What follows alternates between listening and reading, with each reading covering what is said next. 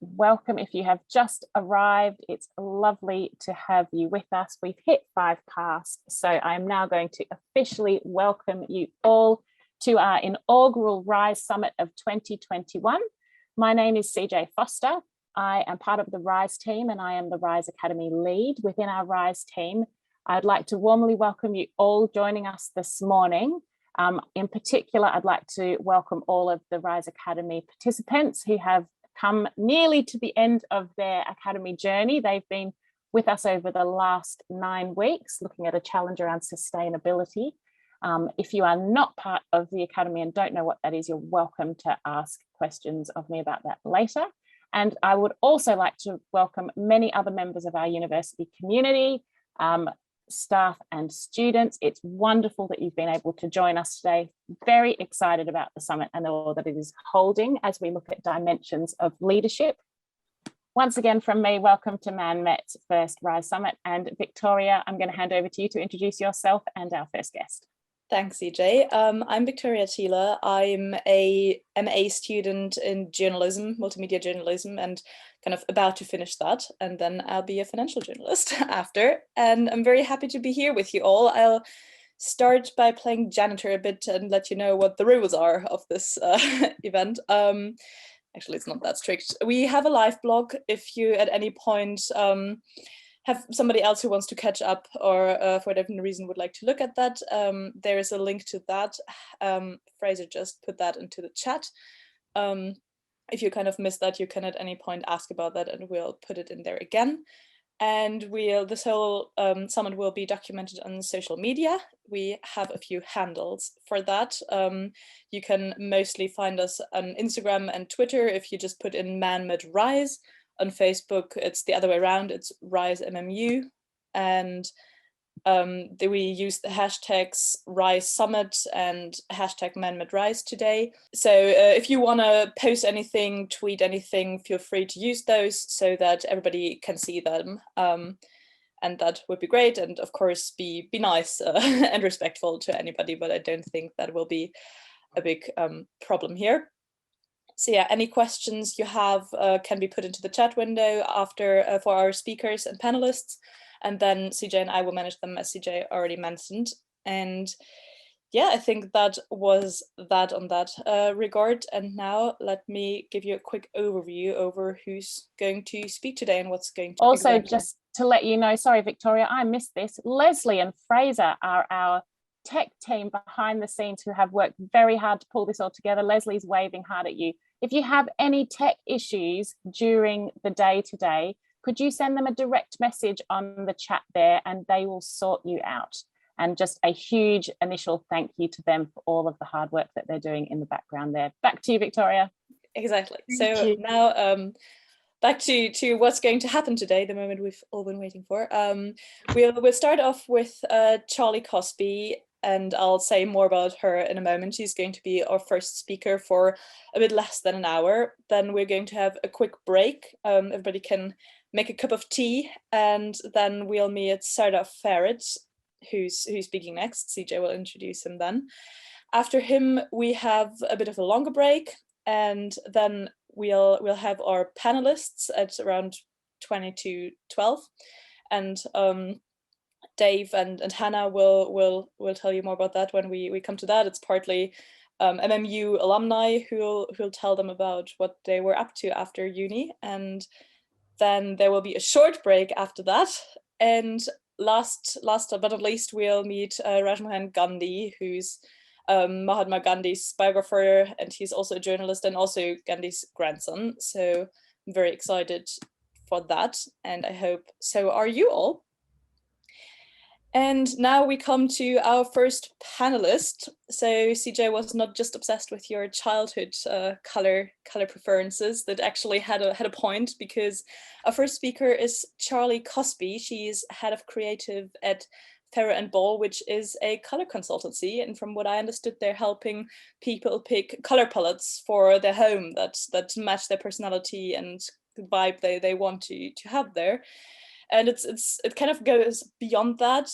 From what I understood, she does a lot of traveling, organizes photo shoots, and they have some really interesting cooperations, like with the London National History Museum. So I had never heard of a color consultancy, so to me that's quite an unconventional business idea, which perfectly matches the topic of her talk, which will be unconventional leadership. And with this, I'm handing over to Charlie, and I'm very excited for what you're going to tell us.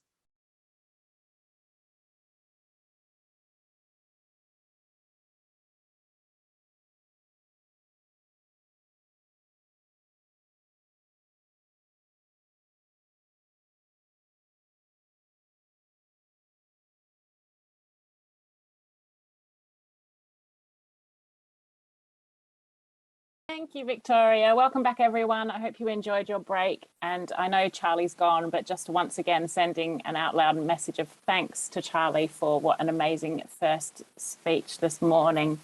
So it's a real pleasure for me to introduce our next speaker. They are clearly not only a strong and passionate leader, but they have transferred this into a vision for an organisation that's truly inspiring. So Lifter offers school children the opportunity to understand themselves and the world better. They nurture empathy and compassion and encourage global citizenship in a really, really tangible way. Lifter is, I think, one of the most relevant educational opportunities that students can engage with.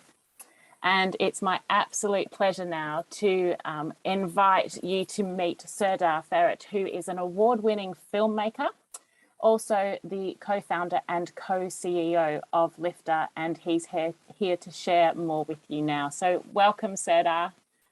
I'm waiting for you to ping up on my screen as a spotlighted viewer there, and it's just wonderful. There you are. It's lovely to have you with us. Good morning. Good morning. Thank you very much, CJ. Thank you for your kind words. And thank you, everyone, for attending this brilliant event and for joining me today. So I'm Serdar Ferit, as CJ said. I'm a former filmmaker and teacher, and I've been the co-CEO of Lifter, which is a Finnish education technology organization. And I've been in that position for 5 years, and it's a position that I've shared with my partner, Paulina.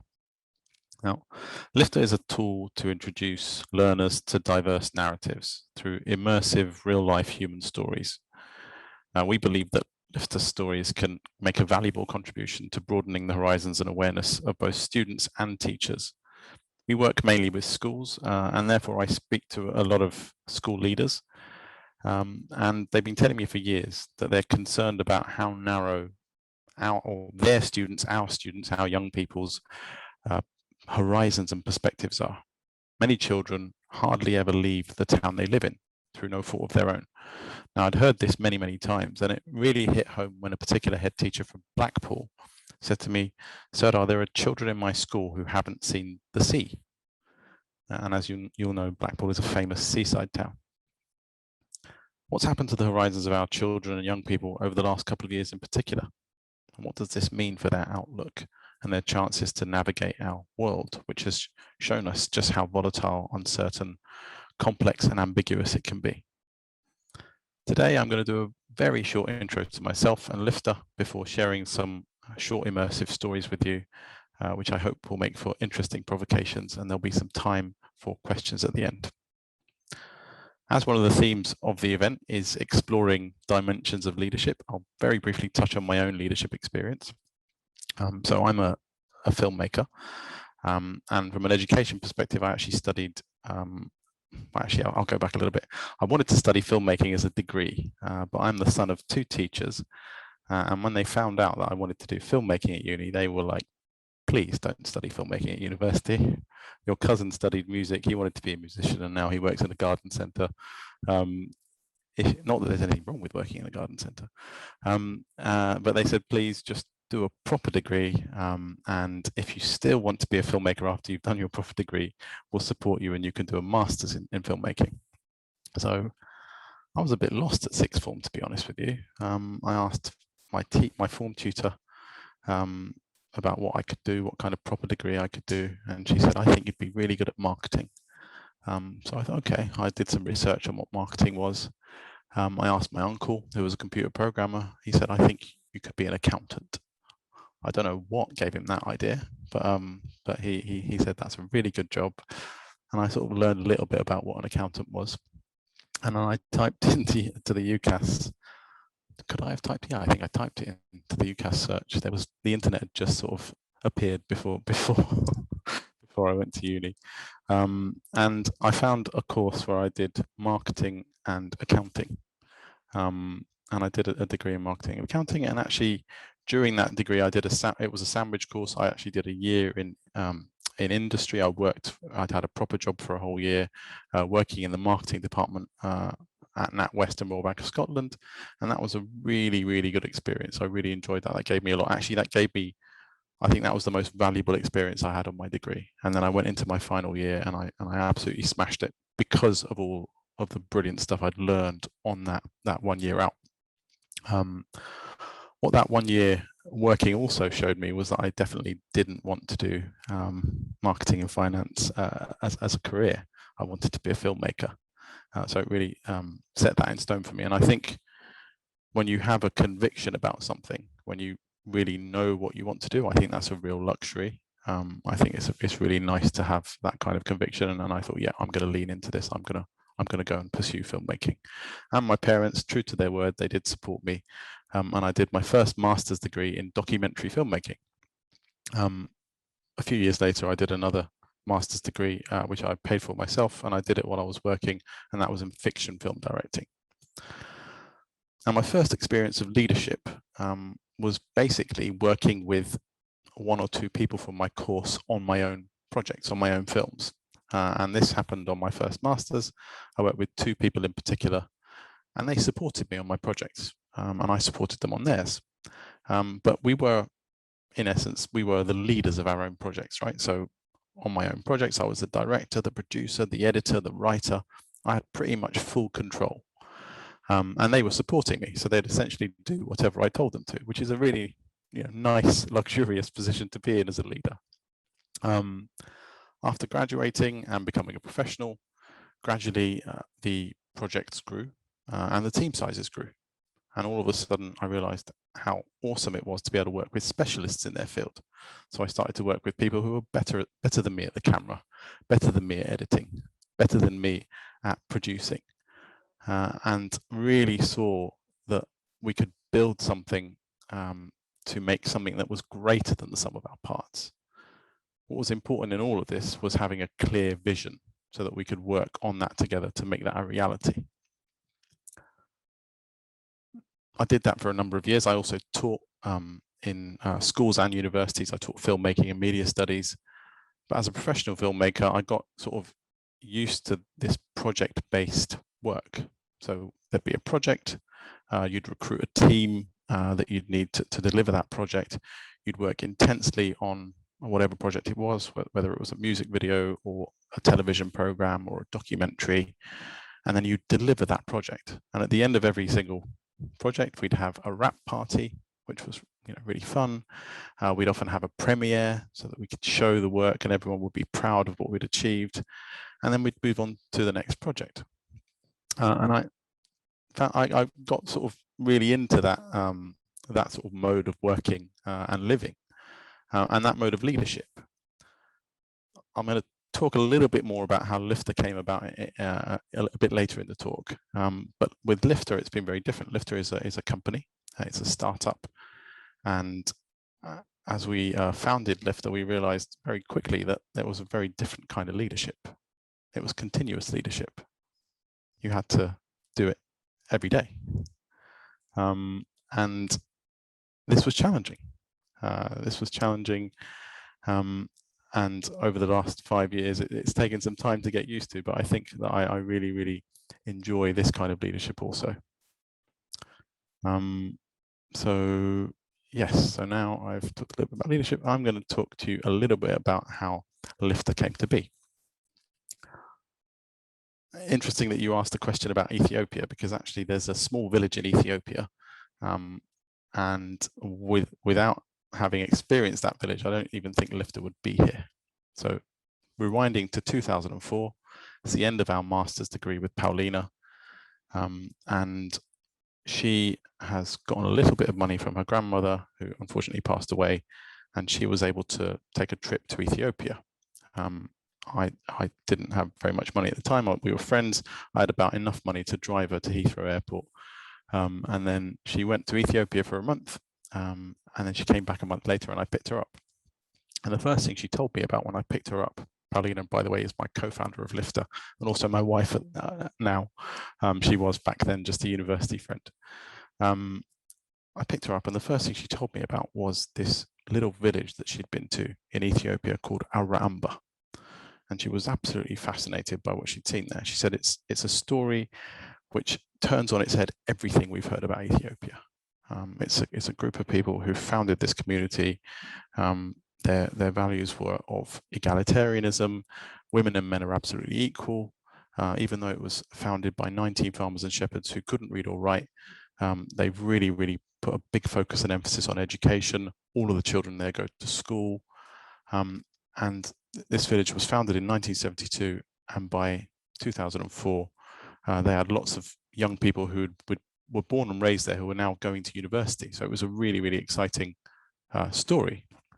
And having just completed a degree in documentary filmmaking, Paulina and myself, we were like, well, let's make a documentary about it. Let's share this story. This is a really positive story. We haven't heard anything like this before. Let's make a documentary about this and share this story in our own context. And we set out to try and do that. It's very difficult to get funding for documentary stories, and actually brutally, we were told on more than one occasion that a positive Africa story wouldn't really be interesting to people. But we decided that we were going to make it anyway.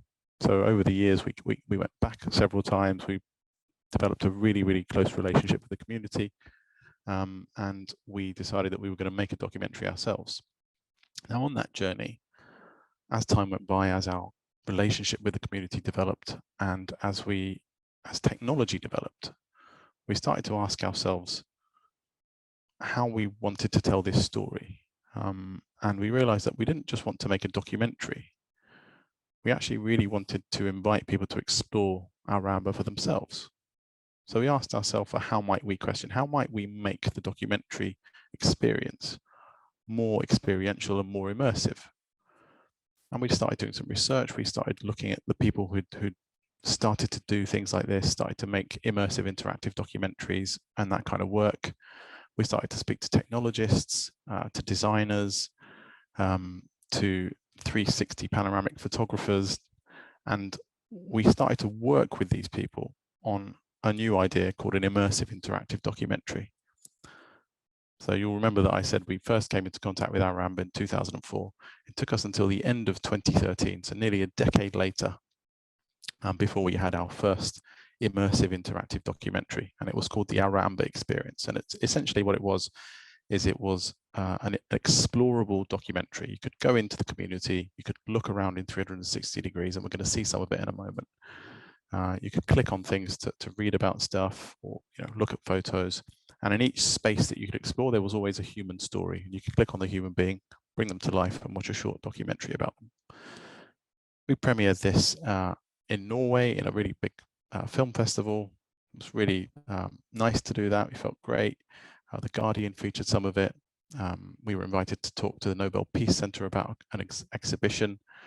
Never came to fruition, but it was quite nice to be invited.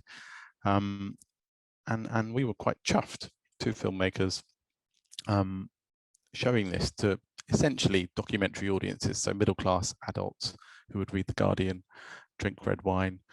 Then my dad looks at what we'd made, and his first question, he's a primary school teacher, he says, "Have you ever shown this to children?" And we were like, well, it's not designed for children. Children don't watch documentaries. He said, I think children would really like this. And with my dad's encouragement, we tested it in a classroom. And we were so blown away by the response of these young children. They were 7 to 10 years of age, that we decided that actually this is the audience we want to serve. And that's when we started Lifter. So that's my introduction to Lifter. And now I'm going to show you what I'm talking about. And I'm going to try and do that with a screen share. So this is the Lifter teacher interface. But more exciting than this is the Lifter student interface, I think. I'm going to go into that and show you what that looks like.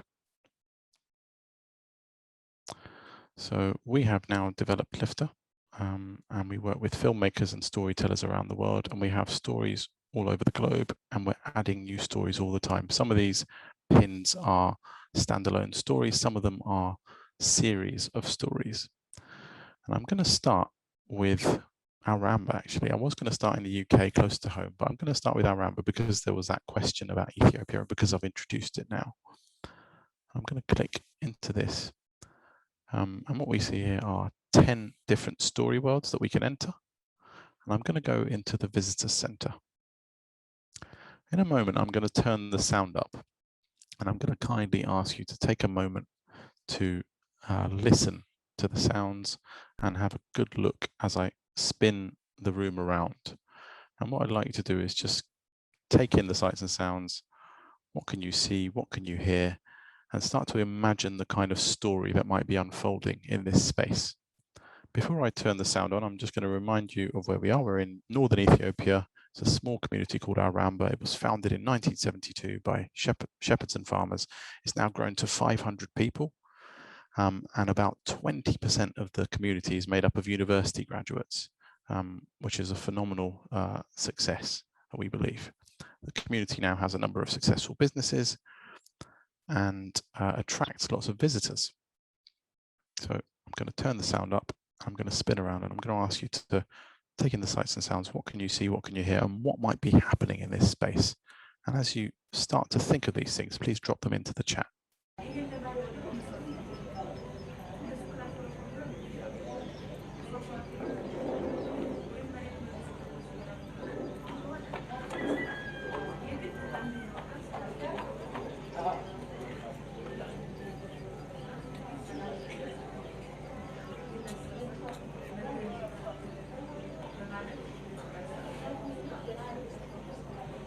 What can you see? What can you hear? What might be happening in this space?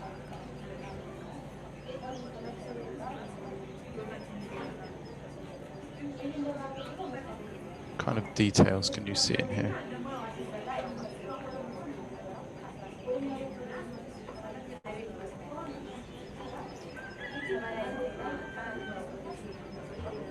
I'm going to put the sound off as I know that it interferes when I speak. So I've got some nice suggestions here. We've got Jade says talking, Maria says community gathering, community space, socializing, waiting, a waiting room. Really good answers. Thank you very much. So this is actually a waiting room of sorts. It's the visitor center. This is where you're greeted when you visit Aramba. And the people that you see around the room, I've just clicked and shown you the ceiling. The people that you see around the room have traveled for 3 days by bus to get here. They've heard about this community that's pulled itself out of poverty, and they've traveled and they're taking notes and they're asking questions, and they want to have a look around to see if there's anything they can adopt in their own communities. The person at the front of the room with the green hat is Zumra. He's the main founder of Aramba. The person with the red scarf is called Inane, and she's a tour guide in Aramba.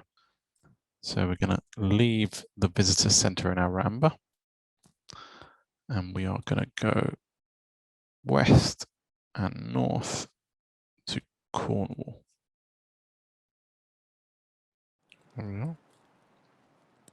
So this is Cornwall, and I invite you to take in the sights and sounds. Just consider, what can you see, what can you hear, and what might be happening in this space. I'm not going to click on all of the available content because there's a lot of it. Just inviting you to take in the sights and sounds.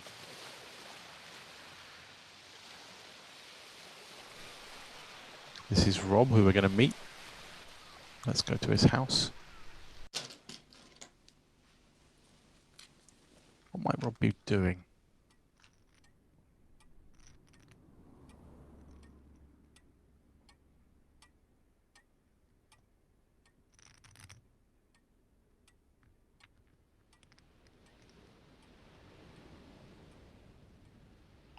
finally, I'm going to go back to the beach.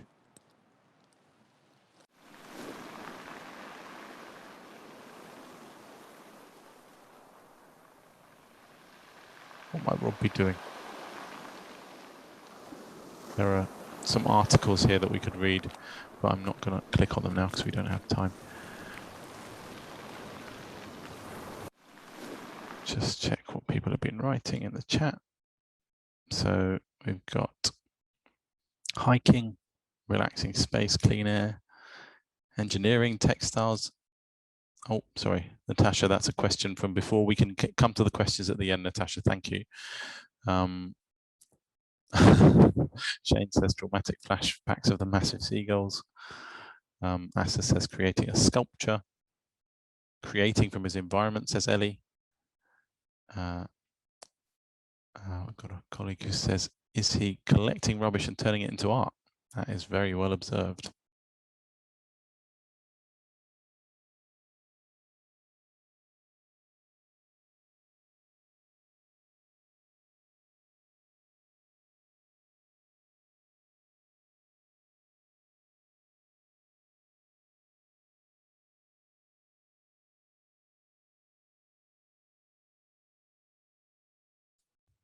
Okay, so this is about diverse narratives, media representation, and a couple of other things. So storytelling has been used for centuries in teaching and learning, as we know. It's a really effective way to teach. We know that experiences that are multi-sensory, dramatic, or emotionally strong are remembered for longer and in more detail. This was my favorite teaching book as a teacher, by Paul Guinness, who unfortunately has passed away. And this is supported by neurobiological research. By neurobiological research, and we know that actually for deep learning to occur, cognitive learning and emotional learning have to play hand in hand. And this is a study by Imordino, Yang, and Damasio.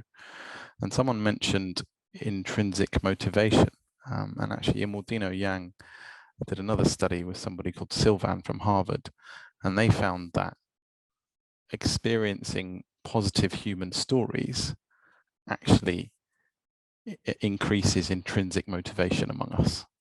So that's also a nice study that we like. Oh, actually, I've got a slide there. I thought I didn't have the slide. It's actually here. Moving to diverse narratives and perspectives. So we talked about intrinsic motivation, and I think that sharing human stories helps to motivate us. And I think that this is why sometimes we invite people to school, we invite role models to schools to speak to children and young people.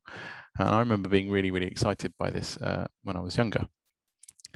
And I think it's nice to show role models and heroes. But on the subject of heroes and role models, what do we see around us? What do our children see around them from the mainstream media? This is a collage I put together a couple of years ago now, but unfortunately hasn't changed very much.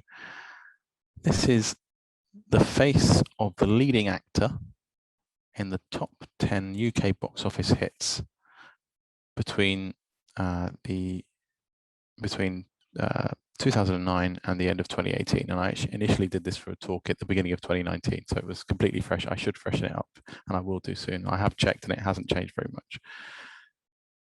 So it's 100 faces of sort of our top 10 box office hits and the leading actor in those particular films over a decade. So we have 100 faces here. What do we see in this picture?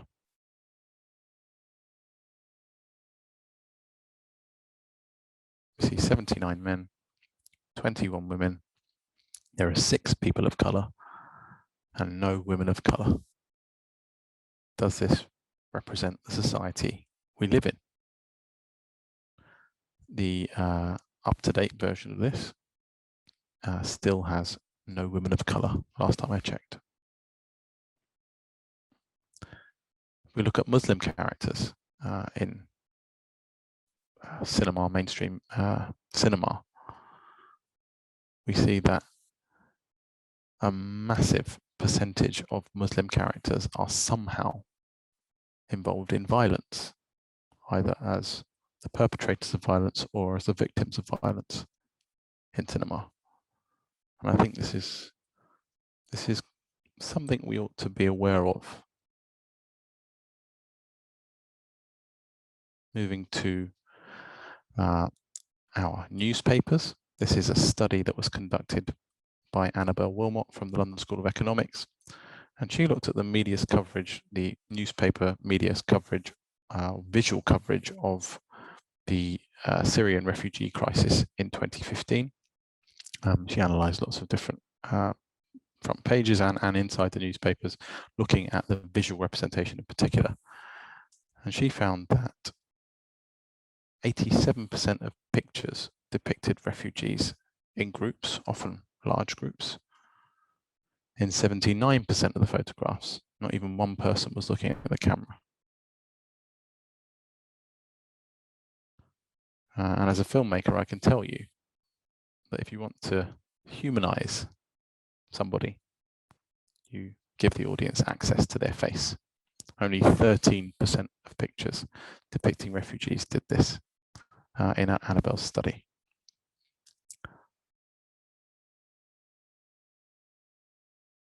This is a case study from a school in Essex in the early days of Lifter. We were invited to this school by Jen, who is at the back. She was the head of PSHE at a school in Essex, where there is very little diversity, or there was at the time. And she said, I'm concerned about some of the attitudes that I think are sort of brewing in the playground. I'd like you to come in and we can do a drop-down day so we can introduce the students to different narratives. At the beginning of the day, we did a baseline survey to look at general levels of empathy and also attitudes towards people from different backgrounds. At the time, actually, the school was a new school. There wasn't a single pupil or member of staff of colour at the time. And we knew that the children had had very little exposure to people from different backgrounds. So we did a baseline survey. And part of that baseline survey was to show them this picture and ask them how much common ground they felt they might have with each of these people. Now, understandably, they felt they could have much more in common with the people who looked more like themselves. So person 1, person 4, and person 6 scored significantly higher than person 2, person 3, and person 5. But throughout the day, they got to meet all of these people. They got to go into their immersive spaces, look around, click on things, get to know their environments better. And in each space, they'd always click on the human being and watch a short documentary about them, get to know the human beings a little bit better. They did a number of different exercises, literacy and PSHE based. And at the end of the day, they did another survey to see if there'd been any change in their attitudes towards the people. And there'd been a massive change. By the end of the day, they felt more empathy with everybody, but they felt in particular that they could have more of a connection with person 2, person 3, and person 5.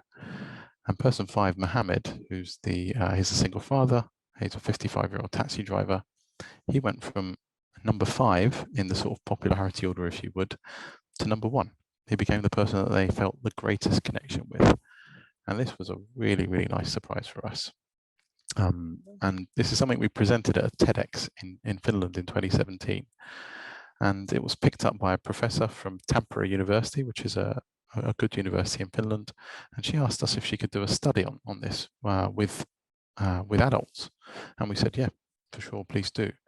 And they've just published their findings.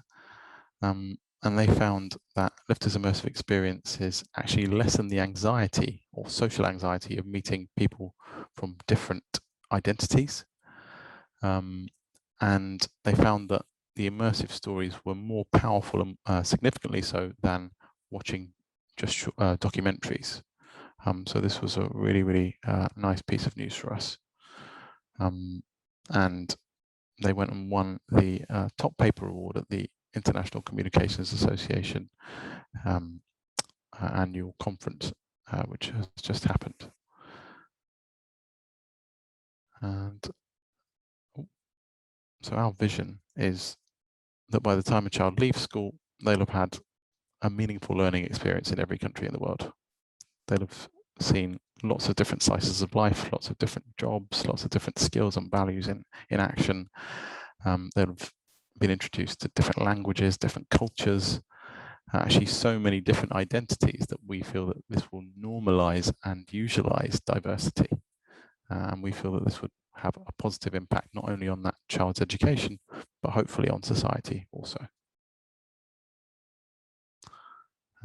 So that is the end of my slides. I hope there was something to take away from some of those. CJ, I'm going to hand over to you now. Oh, Seda, thank you so much. That's, I mean, I would love to see Lifter as part of PSHE curriculum across the school. I would love to see it in high schools as well as primary schools. And actually, I'd love to see it offered at university level as well, because I think that there are still many, many people that arrive on the doorstep of what is an international setting with sometimes a very, very narrow view of the world. And I particularly am so grateful for what Lifter offers and how pertinent it is during this time of COVID, because people can't travel. So to have the opportunity to meet people far away in the setting that you provide is, I just think, so vital for our next generation. So thank you so much for that. Nadia shares her gratitude and says that it's really interesting and fantastic to hear about how much change came across in just one day when you were with those students in Essex, how just that one interaction with you guys made such a big impact. Yeah, that was amazing. And actually there's evidence to support that the more that we do that, the breadth of experiences of different identities can really help us to become, actually can help us to have more intrinsic social trust, and actually be more understanding to one another. Yeah. I'm going to invite questions into the chat now. We've got just a few minutes, so we'll take 1 or 2 questions. And as people mull over what they might be, you've reminded me of a wonderful Apache North American, Native American saying that it takes a mile walking in someone else's moccasins or someone else's shoes to understand them. It's a beautiful sentiment that I think that Lifter offers an opportunity of. So you've got some gratitude in the chat there. Natasha would like to ask her question about Ethiopia. Natasha, would you like to come on mic to do that? That was a really inspirational talk. When I accidentally posted a bit late about I was wondering, so in the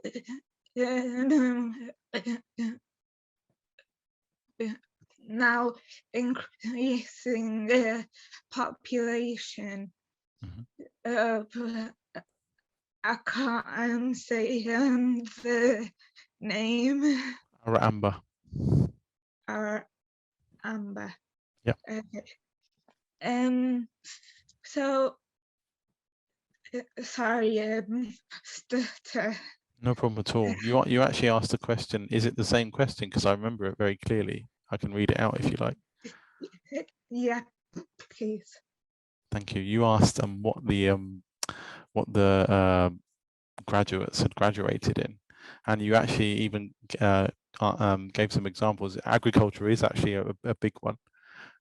So agriculture, healthcare, business. So a really wide range. Wow. Yeah. So. I wouldn't have thought people would go back to the village with such a high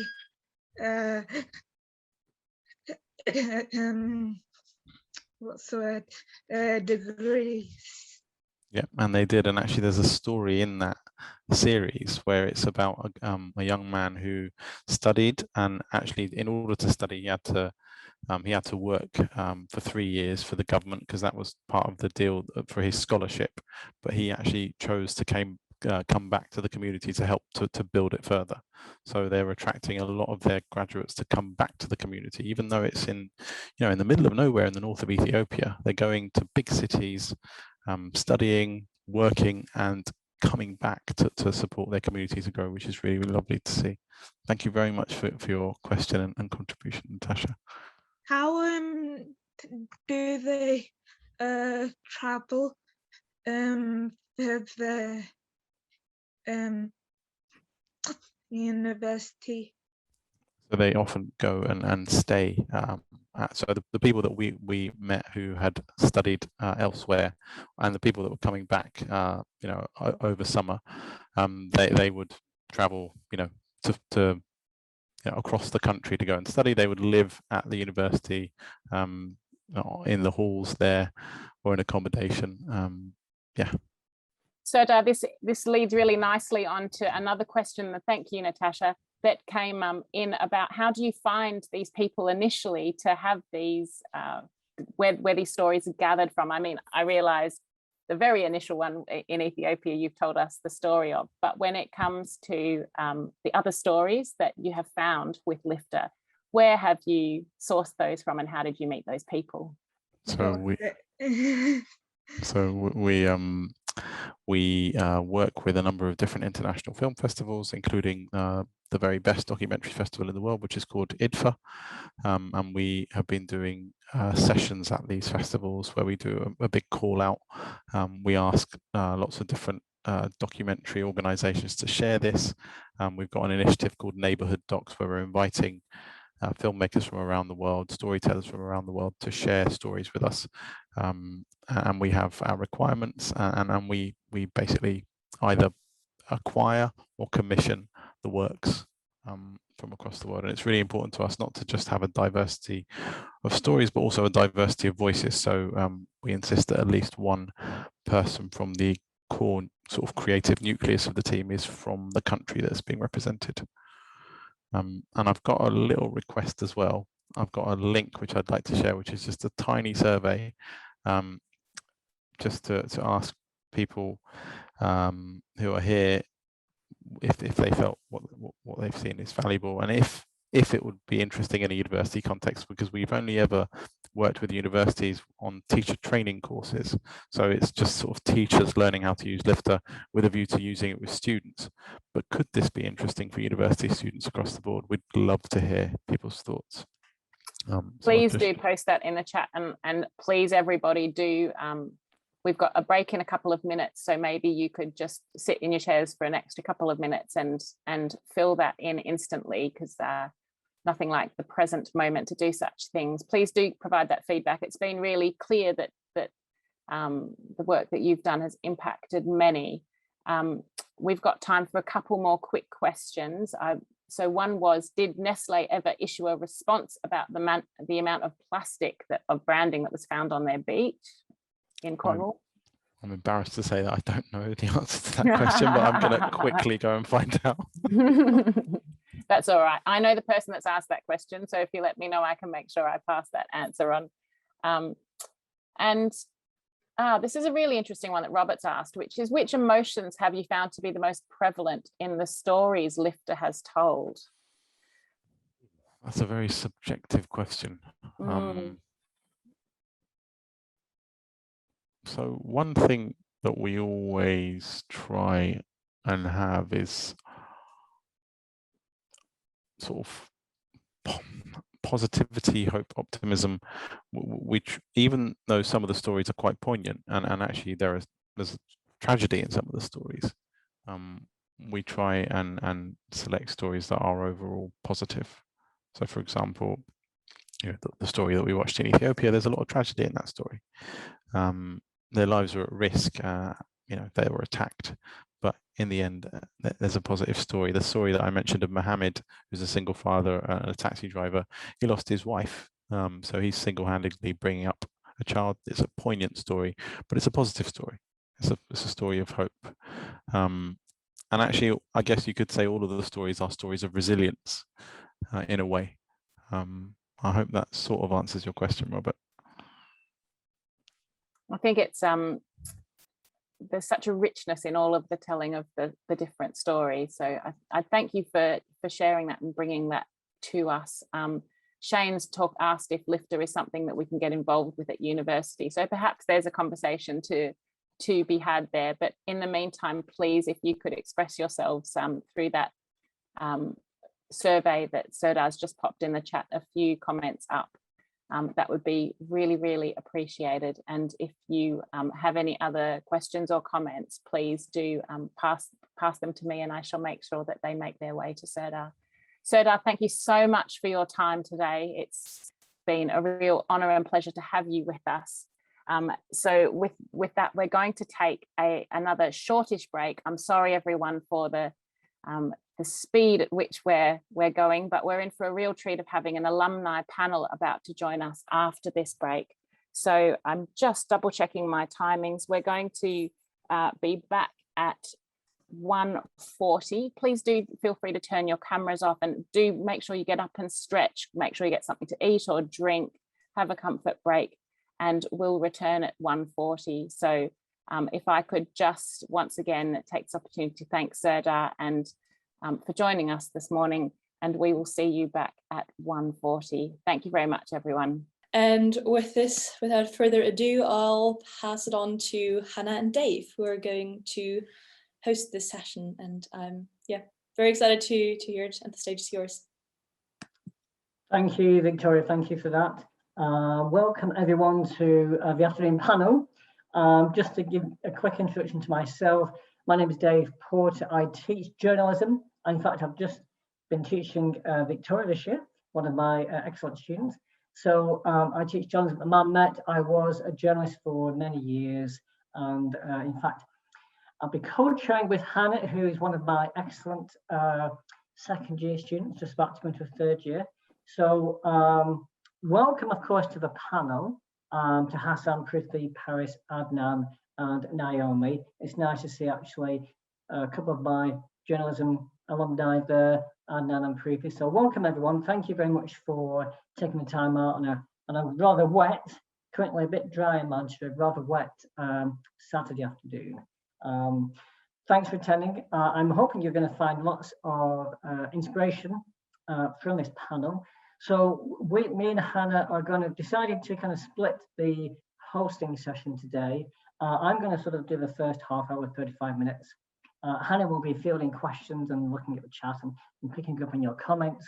And then we'll switch, and Hannah will lead the conversation, lead the panel. We're going to be, and I'll be putting myself into the background for a change, because you're probably sick of hearing my voice. Our aim is really just to be facilitators, to get the debate going and get as much as we can from these inspirational panel. Hannah, do you want to quickly say a few words, or just introduce yourself maybe? Yeah, hi, I'm Hannah. I'm going into my third year of journalism. Yeah, I also do English with my degree, so it's good to get a bit of a mix in there as well. Enough about me, just a bit of housekeeping notes. If you switch your view to speaker view, then it'll be a lot better for your experience, and it'll change to who's speaking at the time. And also we have a live blog on Northern Quota, which Leslie has put in the chat, the link to that. So if you tweet us, Instagram, Facebook us with the hashtags Rise Summit and Man Met Rise, then we'll be able to see all of your comments, as well as the comments in the chat. Perfect. Okay, well, I thought we would start off really with asking each panelist to introduce themselves. Hassan, do you want to give a quick potted bio and introduce yourself to the audience? Of course, I've got the first one, the hot one. Yes. I'm Hassan, so nice to meet everyone. I'm the MD or CEO of Creative Pixels. We're a creative agency which specializes in branding and web. We work with a range of businesses from small to big. My background is in enterprise and entrepreneurship. I started as, if you want to call an entrepreneur, when I was 13. started many different businesses, went to the Peter Jones Academy set up by the Dragon's Den star Peter Jones, and then ended up at MMU.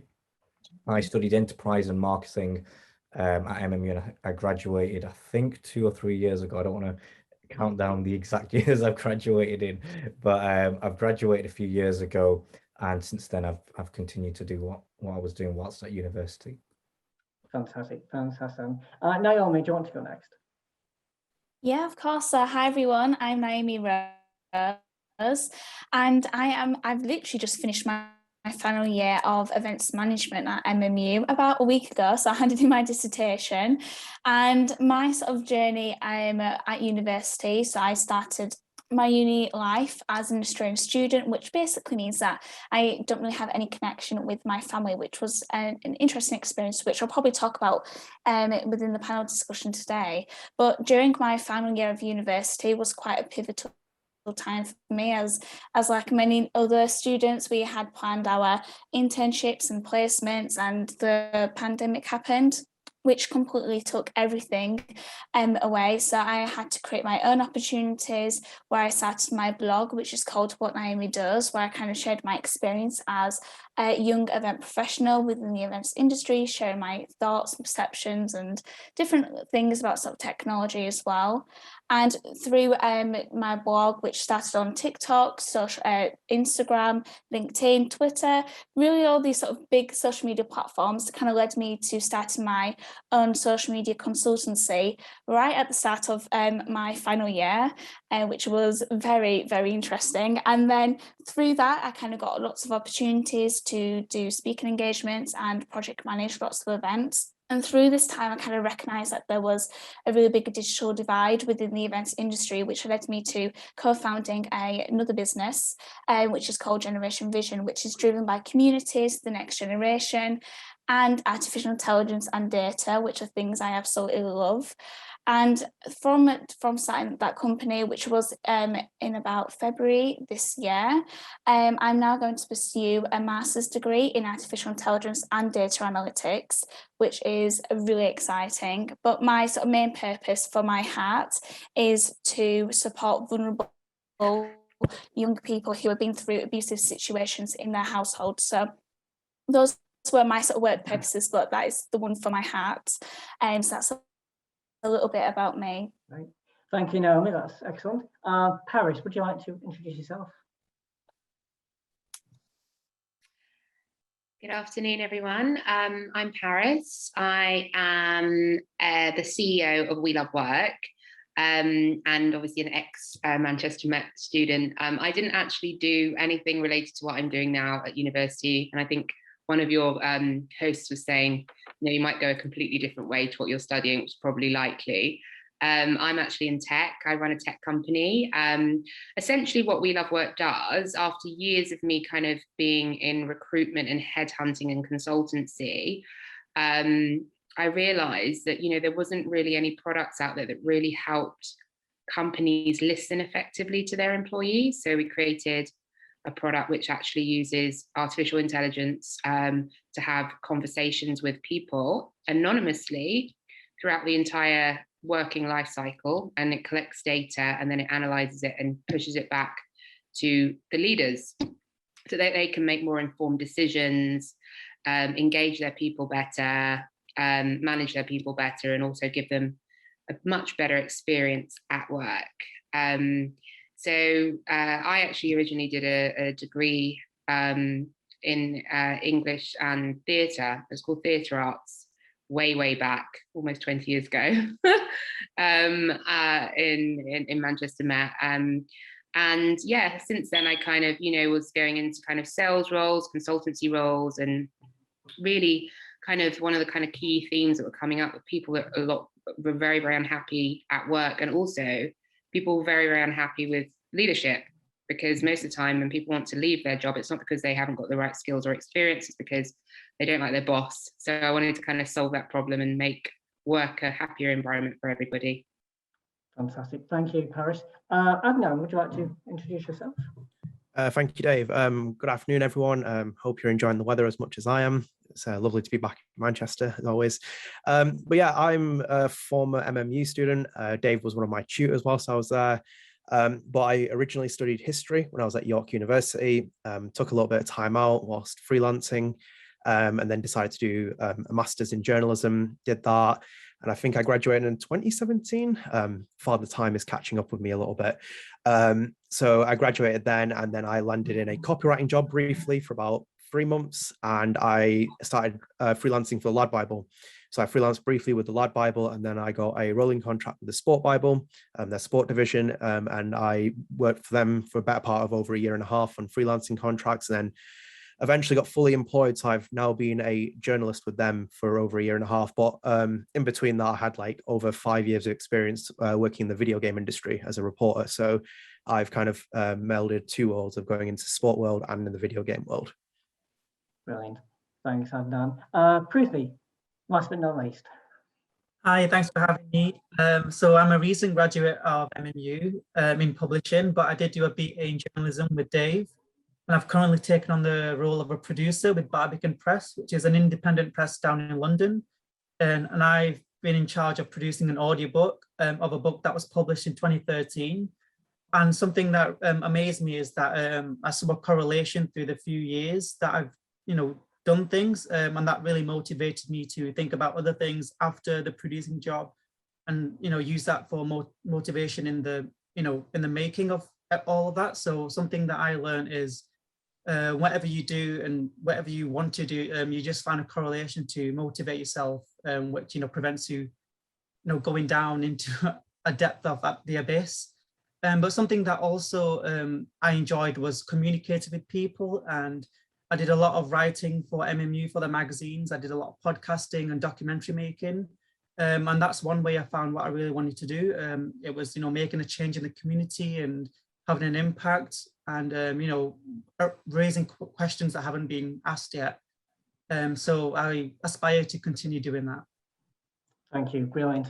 We will be taking questions the whole way through, but I just thought actually as a kind of opening gambit, I would ask the panelists what their experiences are, what do they think of when the word leadership comes up. That can either be leadership that you have done yourself or leadership you've been under. Maybe a quick, sort of roundup of what your experience has been and what your thoughts are regarding leadership, which is what this summit's all about.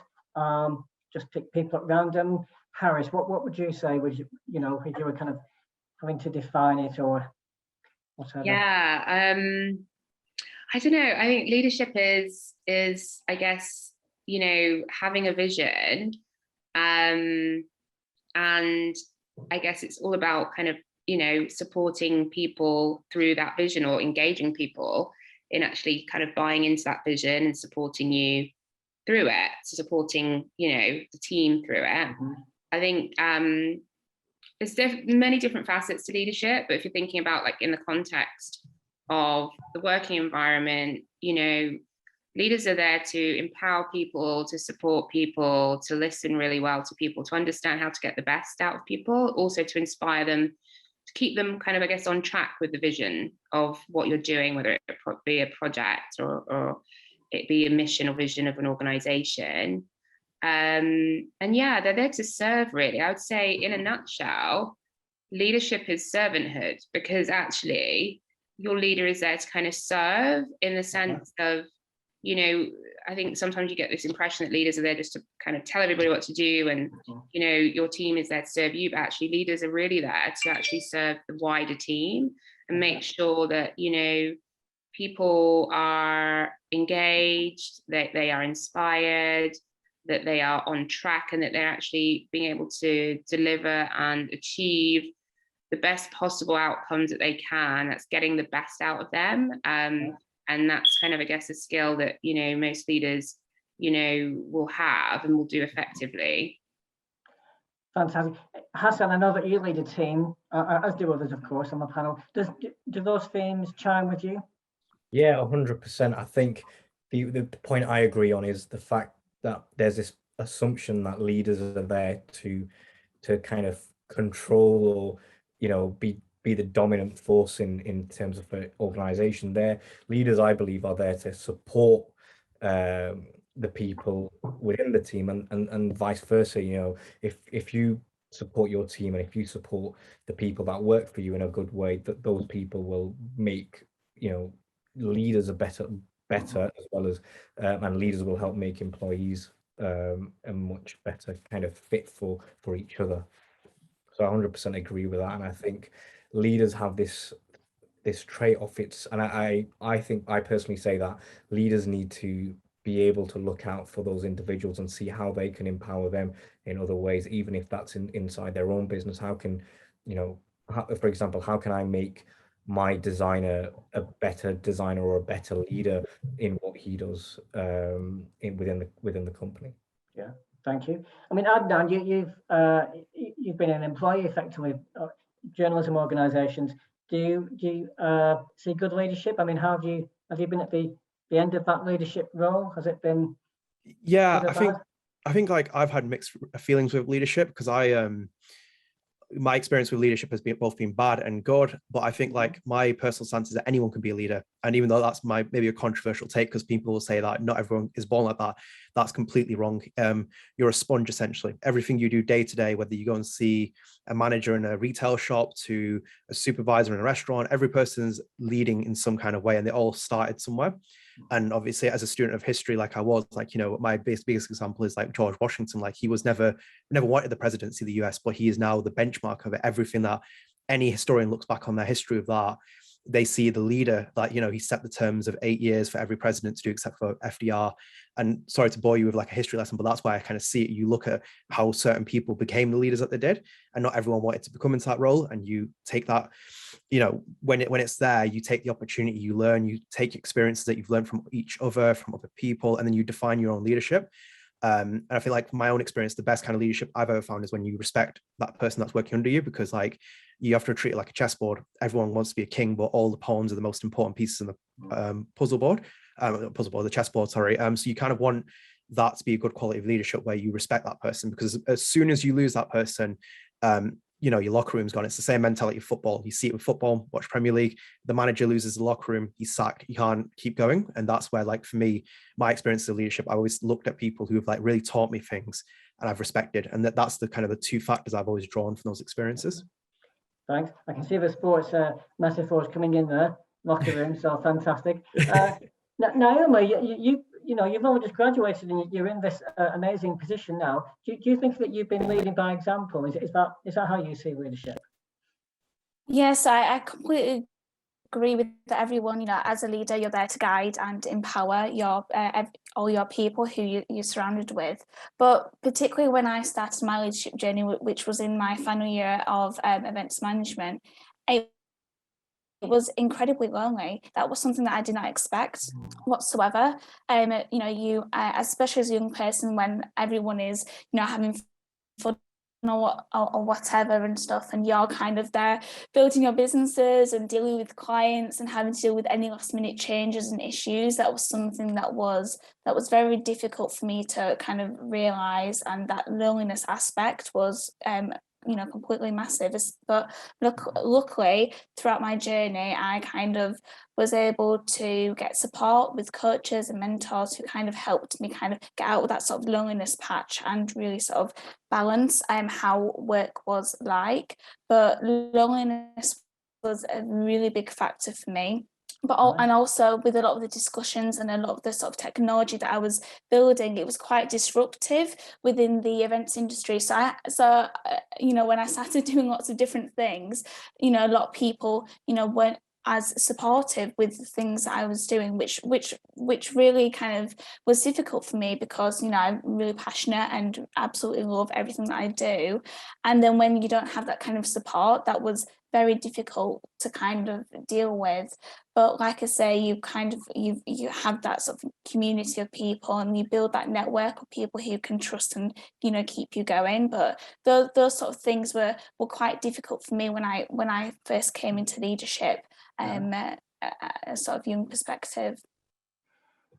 Very interesting points. Thank you, Naomi. Prutha, you're, I think, really the only one currently still studying here. I know Naomi's about to take a master's, but, you know, educationally, in terms of university, what's been your experience of leadership so far?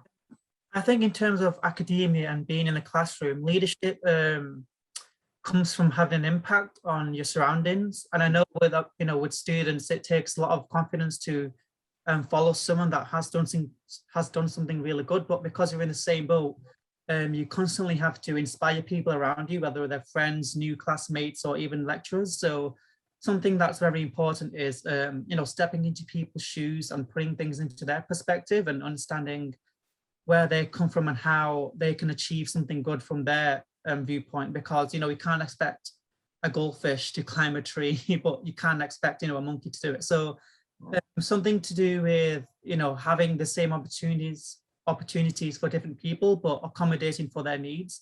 And that's something I focused on in my work as a BA journalism student. It was opening questions about what the issue is and how it can be solved. And the answer I found is actually understanding where people come from and showing them opportunities that they can actually access, instead of just handing it in a golden plate and expecting them to take it on. But I think a big part of leadership from academia is having an impact and inspiring people from different viewpoints and communities.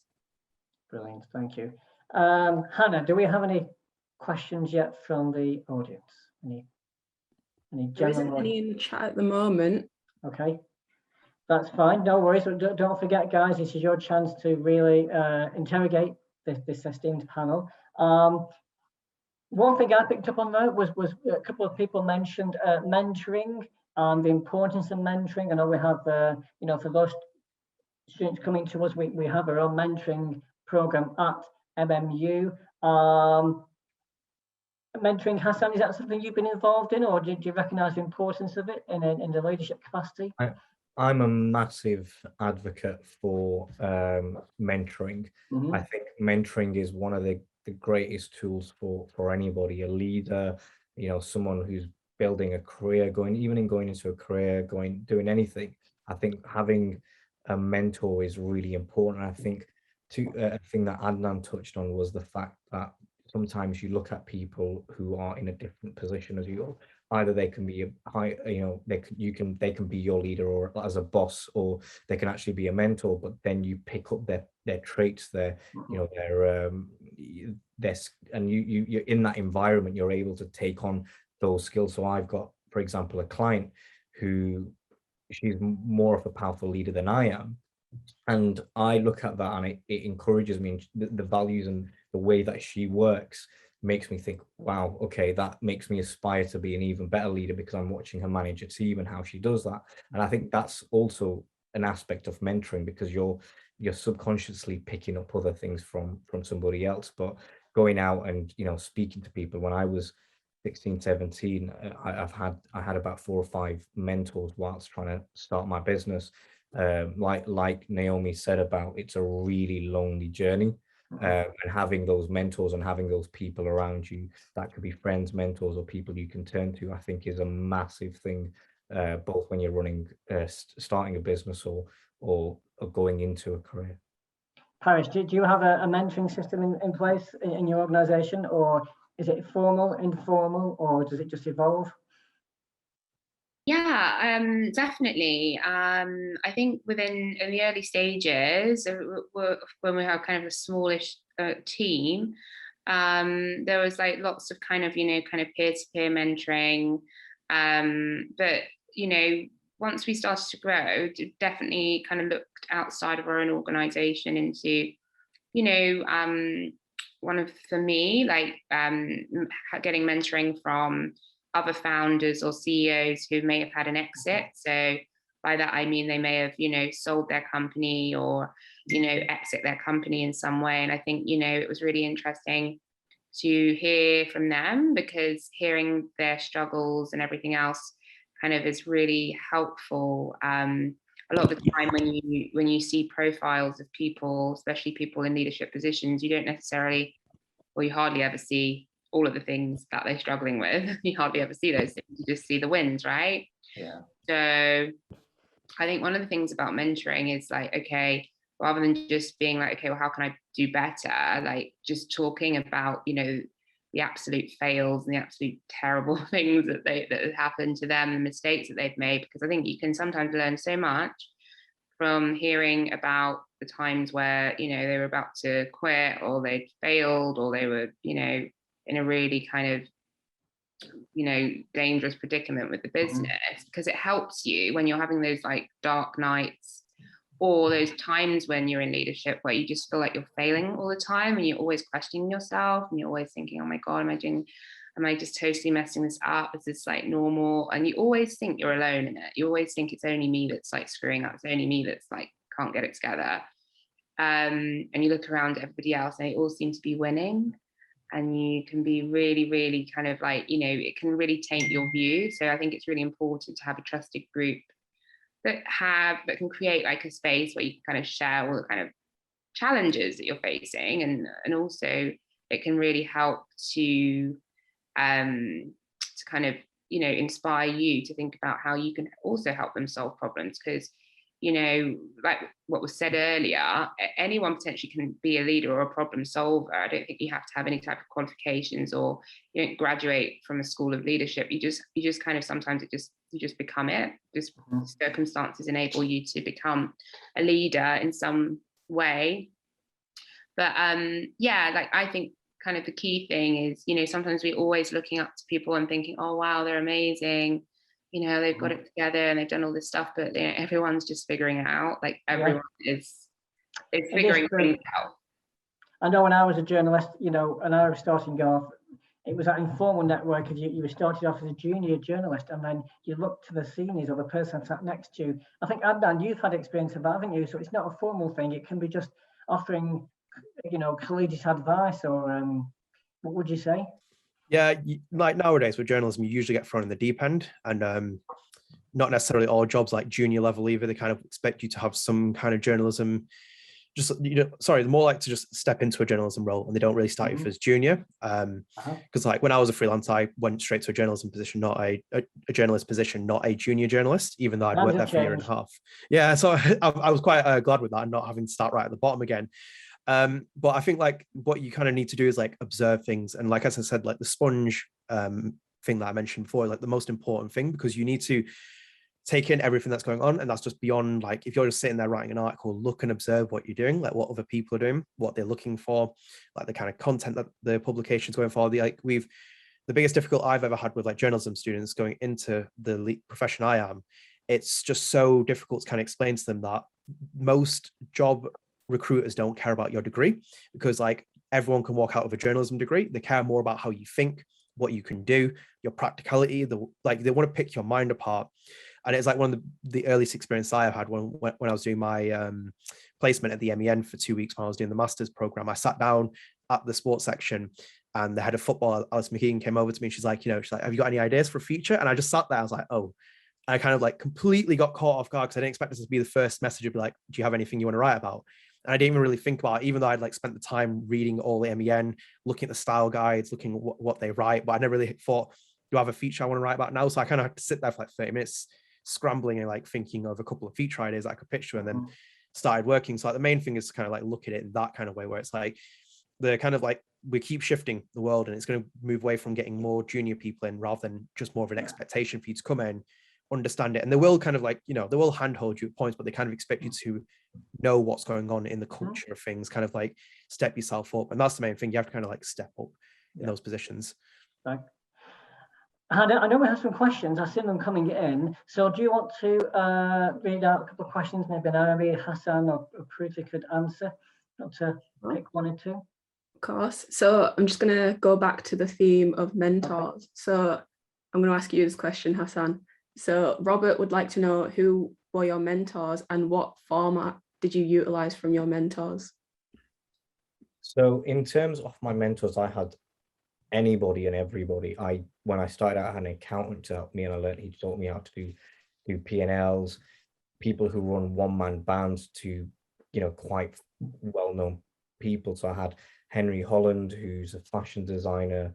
I've had it's really bad that I can't remember his name, but he ran a large pet store called Pet Corners down south, and I've had others in between, and I think that the reason I have like a different range of mentors is because you can pick up different leaders. And one rule that I've always had is I don't pick, of course, for journalism and things like that, you might need to use somebody within the industry, whereas I prefer using mentors who aren't within my industry sometimes to help me build those person skills and those skills that I need to make me a better person and help me run my business in other areas.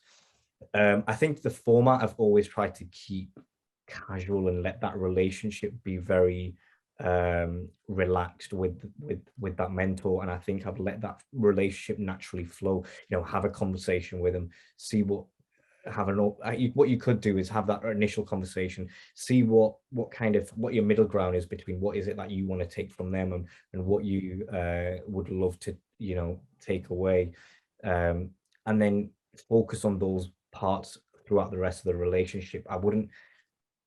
I'm a believer that I wouldn't go in kind of pre-planned and plan everything that you've got these issues and what you want to know. I think first figure out who that person is, learn what you can take from them, and then let that relationship naturally flow, and you'll be able to pick up and I think Andan uses that sponge word quite correctly, you know, take as much as you can from them from having just a conversation. Great, thanks, Hassan. And another one, Hannah, any other questions? Paris, I'm going to give you this question. So when you set up your own business, did you start as sole traders and then expand if needed? That question is from Maria. No, I started as a limited company. I never started as a sole trader. I think just the nature, because it's professional services, so you are delivering to businesses and contracts, you just kind of like, it's more B2B, so it's not really selling to consumers, it's more to business, all of the kind of work that I did in my early stages of my business. So I just set up a limited company, and I had a partner and a small team which I hired in. So I think it's always best to speak to your accountant or an accountant to understand the best legal structure when you're going into business. I know that it is possible for you to start as a sole trader and then convert into a limited company at a later stage. So that might be the best option for you. It depends on the services that you're providing, if you want to claim back and stuff like that. And I think, you know, from a tax perspective, you would want to get legal advice to decide what you want to go for. But yeah, I started as a limited company straight away. Brilliant. There's a second part to this question, which I think might be really interesting for you to answer, considering you didn't come from like a business degree necessarily. So Maria also asked, how did you manage any negative attitudes, like people saying that business is not for you? Yeah, that's so interesting. It's a great question. I think the funny thing about me is that I come from a family where everyone's in business. So my whole life, I've been pushed into business, but I was resisting it. So I want to be very creative. And that's why I came to Manchester to do a creative degree. So I didn't want to go into business, but I just ended up going into business, you know, after a while, after I kind of got a bit tired of trying to make, you know, it as an actor and stuff, which is very, very easy. So I went into business like that. But yeah, on the other side, you have what people will call kind of like imposter syndrome, where, you know, you can walk into a room and obviously, you know, being perceived, actually, most of the time I'm the oldest person in the room, but I don't look like the oldest, I might look like the youngest. So people perceive you in a specific way, whether it's because you're a woman or that you're different from the majority. Like I work in a very male-dominated industry. Obviously, it's tech. There are very few women in tech. So it's always, you know, you're perceived in a specific way. And then a lot of the time I was always mistaken for the receptionist, even when I was the CEO. I remember people coming into my office and thinking I was a receptionist. Sometimes I just let them think it, and then they got terribly embarrassed when they found out that I was the CEO. And it was worse for them than it was for me, I think. But yeah, you're going to get this in every kind of area where you might be kind of different or perceived like as, oh, you're too young. Like you know, some of you guys are you know, in your early 20s and you're running businesses, and that's amazing. So there's always going to be someone who might not, you know, think you're capable. That's where you just have to keep proving them wrong. I'm just wondering, actually, picking up on what Paris said, Naomi, you literally started your business while you were a student. You're very young. Does what Paris said echo with you? And actually, going back to what you mentioned earlier about leadership being a very kind of lonely thing, would a mentor help in that situation, or did you eventually find somebody to make it less lonely? Yeah, so when I started my sort of, like I say, leadership, well, it was during COVID, and there was, you know, you were all stuck at home, and I was working like 24/7, literally, not seeing friends and family. And there was this sort of hustle culture that was very much kind of provoked amongst many people, and I kind of wore it as a badge of honor, really, and thought, yeah, you know, how good is this? I'm working, you know, from like 5 in the morning to like 11 p.m, not seeing friends and family. And in actual fact, I was completely destroying my personal life, and it was also starting to affect my sort of professional like workload as well. So when I had a sort of breaking point after Christmas, when I worked on Christmas Day, and I didn't even eat my Christmas lunch. I had it later on, and I had it put it in the microwave. You know, how sad is that? So after I had that sort of breakdown, I realised, right, I need help. Otherwise, I'm just gonna crash and burn here. So I actually invested in a coach, and she comes from a business perspective and also a life coach as well. Because like I mentioned earlier, I left home when I was 16, so I had lots of sort of trauma from that kept on reflecting into my sort of business practice as well. So I invested in the coach. I then also invested in 6 mentors as well, who come from lots of different backgrounds, come from tech backgrounds, come from the events management, just incredible people who are just like, I just want to talk to you and just pick your brains every single day.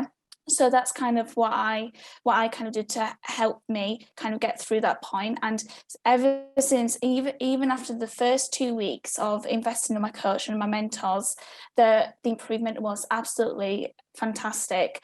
The way that I was pricing my sort of services, oh my gosh, guys, you would be shocked at what I was doing when I first started my business. And then as soon as I got invested in that coach and mentors, my prices tripled, my sort of enjoyment and my motivation to work was, you know, absolutely insane. I didn't think I could be so happy to be at work when I used to be so run down.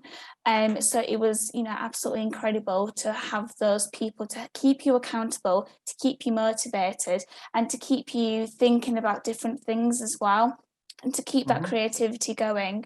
But particularly if you have gone through something that has been particularly like challenging, like I said, you know, living in an abusive household wasn't very good, and like I say, it affected me. So if you were wanting to kind of get support for that, a coach who has that sort of life experience as well can really help you kind of get through both business and life as well, which is just fantastic. So that's what I would really recommend to other people who might have been through that situation or are currently starting up the business. Yeah, fantastic. It's a very interesting point actually about what in fact, when I turned freelance and I was chatting to somebody who'd been doing it for quite some time, she said that the key thing is, Dave, don't undervalue yourself or don't underprice yourself. And it's really kind of negotiating or navigating to that position where you are in line with the industry. I mean, I know that both Prithvi and Adnan, you've done pitching and freelancing. How did you find that? Were you self-motivating, Adnan, first, or was it tricky?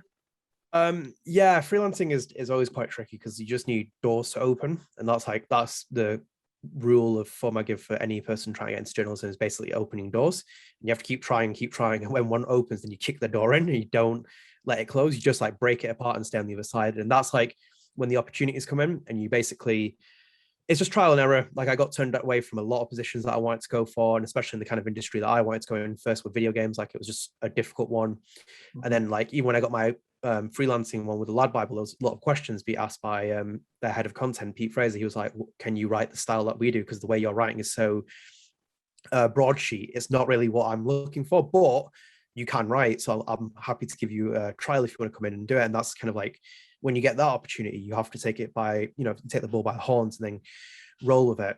So I think like that's the kind of thing, like I think you have to just be accepting in life of like taking a knock and sometimes like getting yourself back up, dusting yourself off, and then trying again. Nothing is perfect. No one, if you think that you go and work for someone who's been working 10 years in their job and they tell you that they were naturally born a leader, you really, really, really, really never ever want to take a lesson from that person, because they are really chatting some smoke. And that's like me trying to reserve my words I'm saying, but that's like kind of the meaning I give you, because you basically learn and do things. And I think one thing I've learned from freelancing is like when someone tells you something, take on what they've said, but then also look at where the holes are in what they're saying, because they might have not thought something that you might think will help you do better pitches. Like I did it with when I was freelancing. I would like go and turn up at someone's business place and be like, have you got any freelancing jobs, rather than sending an email. Go and turn up and knock up there, because they want to see you. And it's like it's just the best advice I give people. And same with like job interviews. You could leave your CV and forget it, but if you turned up with a portfolio of like articles, even if they were written in Microsoft Word, and you give them in front of your employer, they'd be more interested in that, especially in journalism, because they'd be like, hey, this person can write, they can show me what they're doing, instead of me having to like run a trial for them. So that's mainly my experience from it. I know persistence for anybody is a key attribute. And just before we go back to questions, Prudly, I know that you have got a nice little story you can perhaps tell us about how your persistence paid off and you bagged an exclusive interview with the director of Bend It Like Beckham, and you were invited down to London. It was a massive coup for you. I mean, what lessons did you take to that in terms of what we might call self-leadership, or, this idea of taking control of, and keep pushing, you're not saying no. How did that work out for you? I think something that really motivated me was trying to prove, not the system, but a lot of people wrong that said, I couldn't do this, I couldn't do that. Actually, I was never brought down by that statement by anyone since I was a child. A lot of people said, maybe try this, maybe try that, doesn't sound realistic. But even as a kid, I used to just prove people wrong by doing the littlest things and just saying, hey, here's the answer. So using that, childhood trait over and over again just got me through my bachelor's. But moreover, it was the fact that I really did want to, show off and, have an impact. So saying yes to everything, even if it sounded ridiculous and out of my scope, there was no loss in there. The only thing I would lose was time and opportunity if I didn't do it. So it's basically saying yes to everything. So me stepping in and messaging, a UK director, iconic, that's Walk the Red Carpet, it did sound ridiculous, but then like within a week I got a reply and I was just astonished, like, okay, it's happening. So she just said, come down to London. And from on then it was just a role, and something that really interested a big stakeholder like that was the idea. She paid no attention to me as a person or what I did, but the idea that struck her was just different. Yeah. And it was, it was questioning the landscape of, the media, the creative arts, the issues. And something she realized is that this hasn't been asked yet, but it's a student taking the lead on this.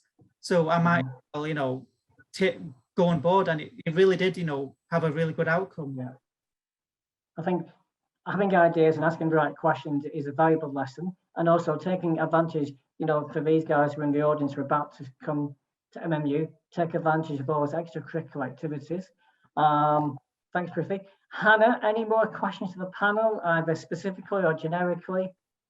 Yep. So Rahila has a great question, which I'm going to give to you, Adnan, because I know obviously you work in a busy newsroom. So do you have any examples of when to deal with conflict and how you approach and resolve those situations?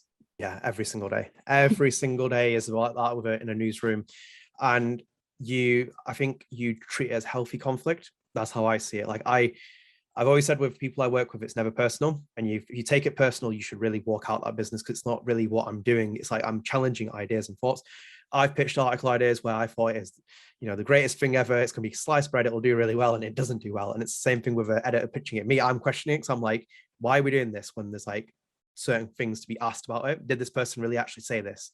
We have to the amount of things we have to filter through in terms of especially in the day and age of social media and how we're writing articles, content, and then verifying it. If you have to take that risk, you kind of have to look at it and be like, you know, that you have to weigh up the outcome of it and then decide on that. So yeah, I've always done it. And I would say to people, even if you're a junior and try and like understand where your voice is and your tone. Don't make it an aggressive conflict kind of situation, rather that you challenge ideas and show your voice. Because like, basically, if you're saying you don't want to do something and being stubborn, it comes across in a bad kind of way, especially with how some people see it in leadership. But for me, I'm very outspoken.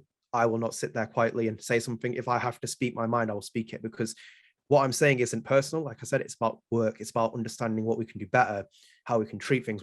We've just like changed our system at work with like how we upload articles and stuff. And we've had to like give so much feedback to the tech team that they're kind of getting overwhelmed by it. But we've said it's not personal. We're basically cracking in their system, because it's like, this is how we work on a day-to-day basis. You have to take our feedback on board, and they've not taken it ever personally. So that's where I stand with like in a newsroom. So if you get in a position where you're not getting treated well, I think like you have to make the decision where you walk away from it and then go into something else, and not kind of like sit there and be talked down upon or like be treated in like a toxic kind of environment. You kind of have to have enough backbone to do it. And it shows as well. People see it as well. If they know that you speak in a kind of good way and then you understand it, you're very loyal, you kind of like want to go far with the business, etc. Like it really does show. So like that's the best, most valuable advice I give you. And like, even if you come in as a free week freelancer, make your voice heard. Okay, actually, that's a really interesting point there, Anna. I'm thinking from the other side, Hassan, how does a leader manage conflict? I mean, how do you in amongst your staff, amongst your suppliers? I don't know, maybe Paris as well. But Hassan first, how does a good leader manage conflict? I think it's. I'm not sure what more to add other than Adnan said it. Sometimes it's all about, you know, the reason of that conflict. If it's about work, if it's about trying to deliver good quality work, it's never personal. And I think the best thing is to put your thoughts or pitch your thoughts as to why you think this is the right way or the wrong way, and say it in a professional way, where, you know, you're saying this is in a non-conflict way, but being able to kind of manage it. And I think if something does happen, I think I haven't really experienced one within an employee or a supplier point of view, but in a client's perspective, sometimes I'm the type of person where I balance out, is that fight or is that conflict worth fighting for, and how, you know, what do I get at the end of that kind of thing, and sometimes I'll just drop it, because sometimes I think I can spend this time and energy on something else. But obviously, if it was an employee, you've got to really look at it from a different perspective, because you can't just say, you guys deal with it, it's your problem. But as a leader, sometimes if I'm doing it with another leader or another client, I'll always walk away and see, you know, that if it's just too much. But I think making sure that you've put the points across and remained professional is always a good way. Paris, do you sometimes have to step in with employees, conflict between them, or I mean, how does that work in your work environment, conflict and leadership? Yeah, that's a really good question, because yesterday actually we had a staff dinner, and not everybody came to the dinner because some people couldn't make it. And it was interesting because obviously the conversation, people are drinking wine and the conversations were coming up, and it was a conversation about, I guess, conflict in a way between a group of staff and another group of staff. And this all was new to me because I wasn't aware of it. But it was really interesting just listening to basically fear. It was mostly fear, because a lot of the time in working environments, you know, people are fearful about something, or they take something the wrong way, and it's a small little thing that can be blown up into something that becomes quite, you know, toxic. And it just, you know, these are simple things that can be resolved. And it was interesting me listening to the girls and listening to what kind of were the reasons for them feeling that way. And it was interesting for me, because I know that a lot of the things that they were talking about in terms of conflict were things that they had misinterpreted. So a lot of the time conflict can come between a miscommunication or a misunderstanding. So how do we solve that? Well, I guess the first thing is to really have a culture of open communication so that people feel that they have a space to, either privately or openly speak about issues occurring that maybe they feel uncomfortable about and so on. And that's part of why, I built We Love Work, because, a lot of the time you don't want to go to do that with people knowing who you are. You want to do that anonymously.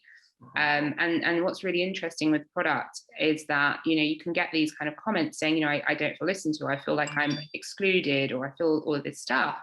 And then when you're a team looking at those comments, you don't know who said what. You can actually start to address them collectively. So rather than singling somebody out, you can start to address those themes that are coming up. Well, why do people, when they come into this work environment, feel like this? Or why do they feel attacked? Or why is this conflict coming about? And address it as a team. And I think that's really healthy. If we think about relationships, we think about maybe relationships that we would have with our spouse or with our partner, or even with our siblings or people that are close to us.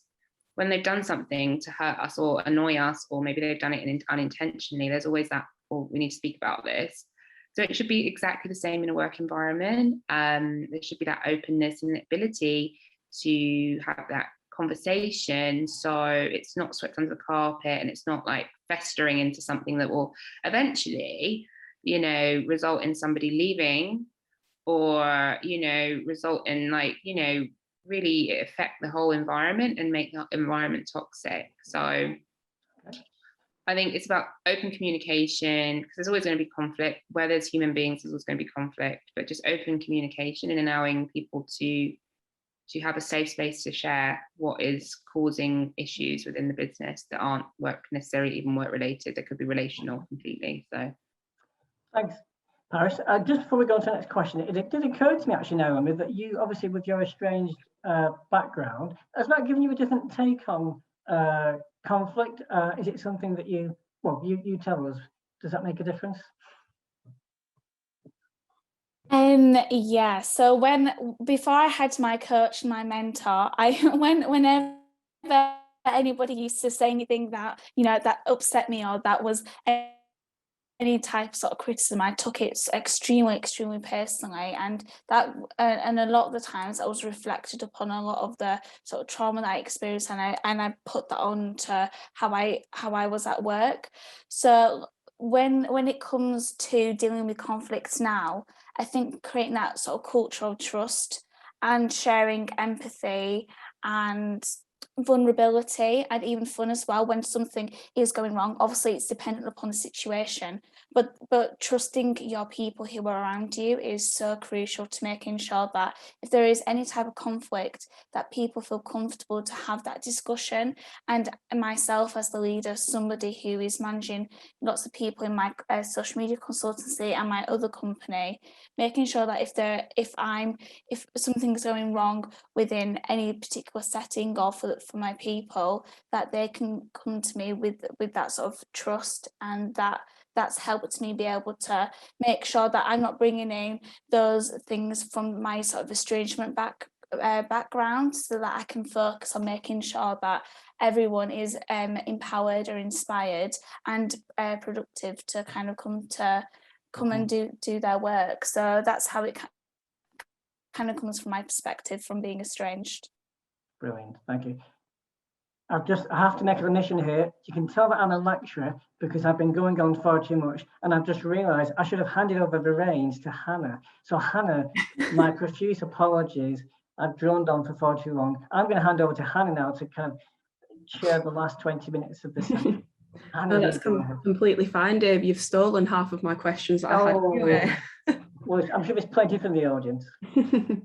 Well, one that I've just thought of really, how that we were speaking about safe spaces and how to kind of approach conversations when you're not comfortable in that environment. How would you recommend someone who's not necessarily in a leadership position to overcome the fear of speaking to their leader and saying, oh, I'm not necessarily comfortable with this, or I might need a bit of extra support with this? That question's open to anyone who wants it, or all of you. I think from my experience when working with other clients or within agents. So within my background, I work with other agencies. So when I work with another agency and they've got more of a dominating leader, so they end up leading me, I always think that a lot of the problems that I've been worrying about, or the issues that I've kind of been on, that have been on my head for a few days, when I've taken the courage to actually bring it up and speak to them, most of the time they're quite open to it, and it's not as much of a problem as I thought it would have been. And I think they're if they're a good leader, they'll listen to you. And I think you've got to go in there knowing that they may not see what you're seeing, and might actually appreciate that you're coming to them and saying, this is how I feel and this is what I think will help. Of course, there's that thing of, what sort of leader are they? But I think a lot of the time, in my experience, I've always found that I've personally overwhelmed on a situation more than I should have.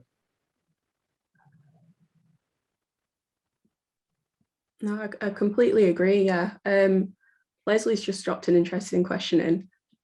When you were speaking about your relationships with other agencies and their more dominant style, do you think that leadership should always come from the front? What do you mean by the front? So in terms of? As in, do you think that you need to adapt your leadership styles for specific groups or teams, maybe? 100%. I think one of the things that in the past, I've been quite, I haven't been as dominant as I should have been in certain situations, or I've been able to be, I've allowed myself to kind of be walked on in certain situations, especially in an agency world. You've always got people who are a lot, dominant than you. And I think that you don't want to, depending on that relationship, I think you've got to always adapt your relationship to work with certain people. I've got agencies who are very relaxed and very, open-minded and quite flexible, whereas others are quite stringent and set to their ways. And the way that I manage that client and manage that relationship with my team and how my team work with them are always different. And I think as you work with different people and as you build different relationships with other people, I think you tend to build this kind of management style or a leadership style where you're able to adapt to different situations in a different way and are able to pick, like I said originally, that sponge, as soon as you pick that thing up and when you go to another environment which is similar, you're able to kind of let that out again. And I think that's what I've noticed from an agency perspective. That's really interesting, that, yeah. Leading on from you saying not being walked all over, I think this would be a good question for you, Adnan. Obviously working in the newsroom, how do you find the balance between obviously working as a team and being a good team player, but also starting to kind of rise up and showing like what you can do, but not necessarily trying to outshine anyone? Yeah, the problem with like newsrooms is it's ego filled. There'll always be an ego with journalists, and like no journalist will ever admit like there's not an ego or inferiority complex in there, because like people want to achieve really high success, and with journalism it's really hard to stand out and shine and like kind of separate yourself from other people. And what you kind of need to look at is, what can I get from what I'm looking at? Like if you're coming in and seeing like something's happened in the news, what can you do that's different from everyone else? So like I'll just kind of contextualize one example yesterday, which was like we were doing the football coverage, and me and one of the other editors, there was a 40-yard goal from a PSG game. We didn't cover that because we were like questioning the goalkeeping error. We were like, it's not that good. And then we covered a different angle from news part, which was Di Maria's goal, which he scored like was a chip, and it was almost the same as his goal in the Copa America final. And we went with that because we knew that was the only angle that any publication had gone with. And we look for that. We kind of want to be different. We don't want to be doing the same story, which is literally going to pop up in the Sun like 15 minutes later, which is going to be that 40-yard goal. We're going to go with this one. And if we need to do that other goal another time, we'll do it later on. So we're looking for different kind of takes on that. So that's kind of like what I would, based on the experience of where you're in a newsroom, you need to shine and you need to stand out in your own kind of way. So you basically need to look at what can you do? Can you do a feature? Can you go and interview someone? Where are your strengths? Where are your weaknesses? How do you tap into those? How do they work for the publication? And as much as it's helping the business, how is it helping yourself?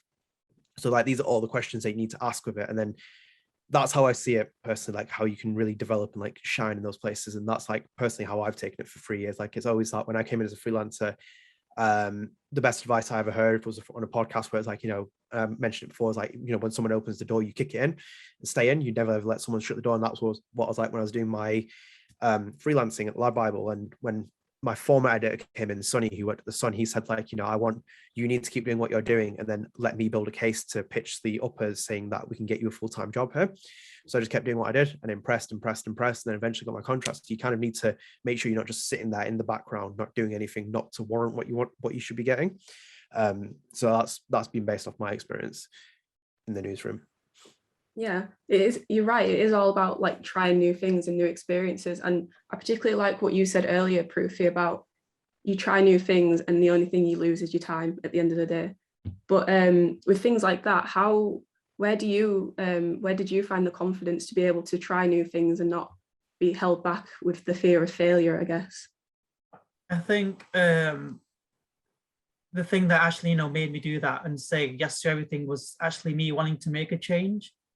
Transparent, speaking transparently, not many people like me go into creative industries, which, led me to making the documentary with Gurinder Cheddar and doing other works related to the subject.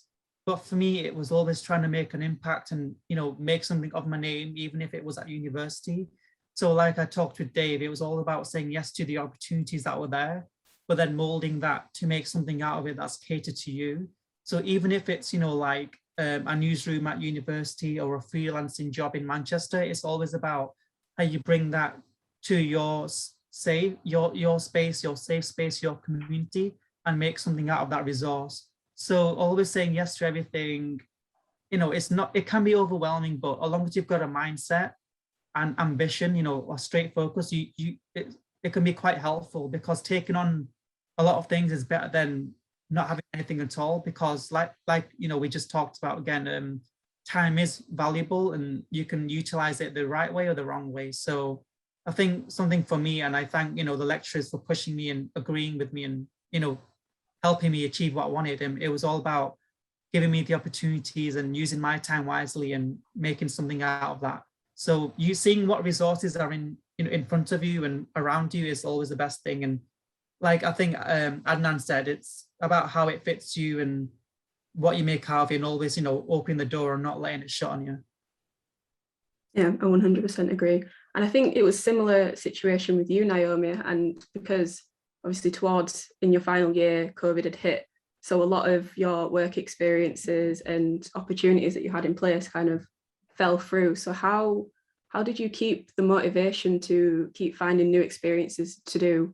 But obviously, because things have changed, how did you, sorry, I've just completely lost the question. Yeah, how did you stay motivated to keep trying new things despite things that might have been cancelled or opportunities may have been missed? Yeah, so for how I kind of stayed motivated, I kind of looked at my overall purpose and what I really wanted to provide within the industry that I was in.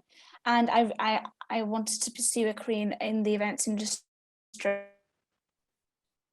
and in technology, and that was what I was always going to do one way or another. There was no backing down on that. So in terms of making sure that I was kept motivated, I kind of looked at the sort of end goal, the legacy goal, so what I really wanted to achieve, and kind of breaking it down into little steps on the small things that I could do to get me to that next step.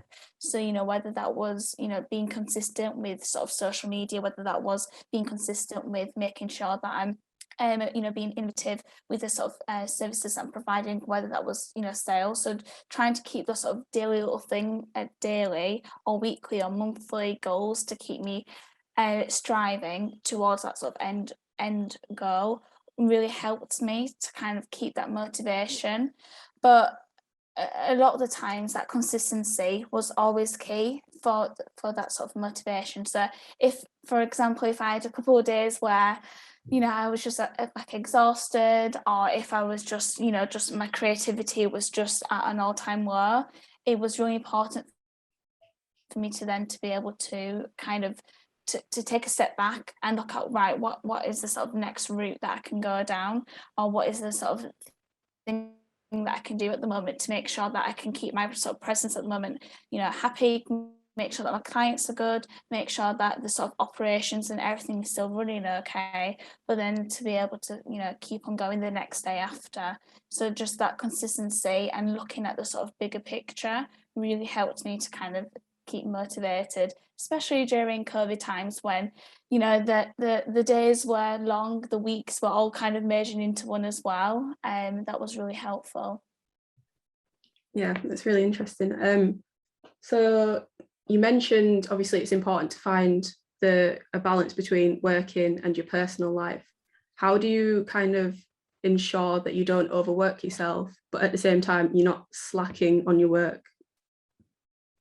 Ooh, okay. So in terms of how I make sure that I'm not working myself all the time is really by having my coach to keep me accountable, my mentors to keep me on that track. But in terms of making sure that I switch, well, my problem is that I can switch off okay. So once I've done the work for that day, I'm fine at switching off. The only thing is keeping that motivation and keeping going every single day after that as well. That's my sort of struggle, and especially working from home in this office, you know, like only myself to talk to, it can get quite distracting. But in terms of making sure that what was the sort of initial question again? I kind of went down a bit of a office rampant there. No, it's fine. How do you find the balance between not working too much, but then obviously not slacking too much at the same time?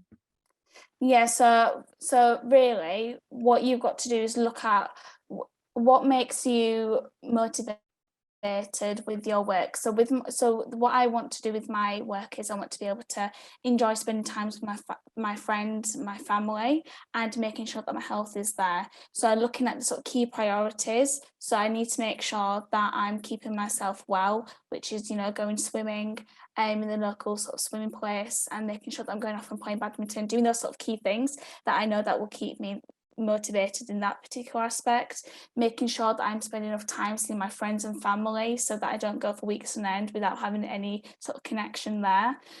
So looking at your sort of priorities in your sort of life sort of cycle, and then within work, you know, you the way that I do my sort of work is I look on a sort of weekly basis, what is it I need to do on that sort of time, and kind of go off there so that I can kind of manage everything. But for example, there might be days where I don't really want to work at the weekends, or I don't really want to work on a particular day because I recognize that I'm, you know, I need to have that creativity boost.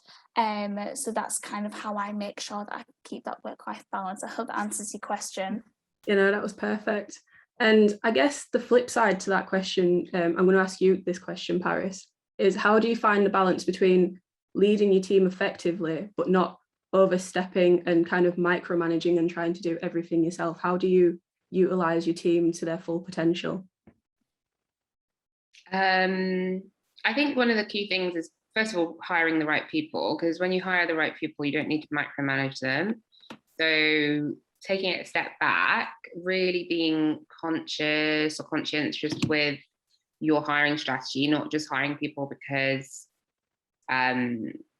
you just need people and you just want to rush that whole process, because obviously, you know, if you rush that process and you don't get the right people, and you will find yourself micromanaging them because they're not the right people for the role. So think about what you want in your team and really take time to get the right people in.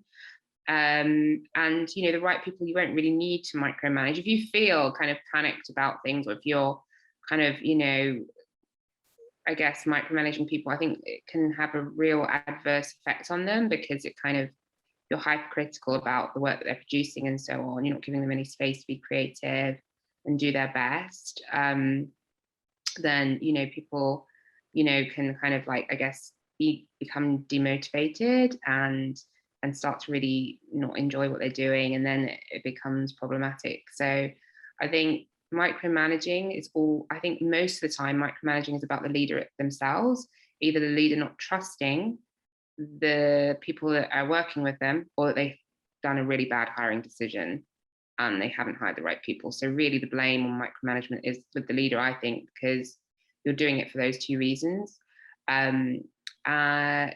If I guess you've got really great people on your team, I think it's just about giving them autonomy and really managing them in a very agile way. So just making sure that you provide, you know, kind of, I suppose, structures that are there so that you can keep an eye on them, especially when it's like working from home.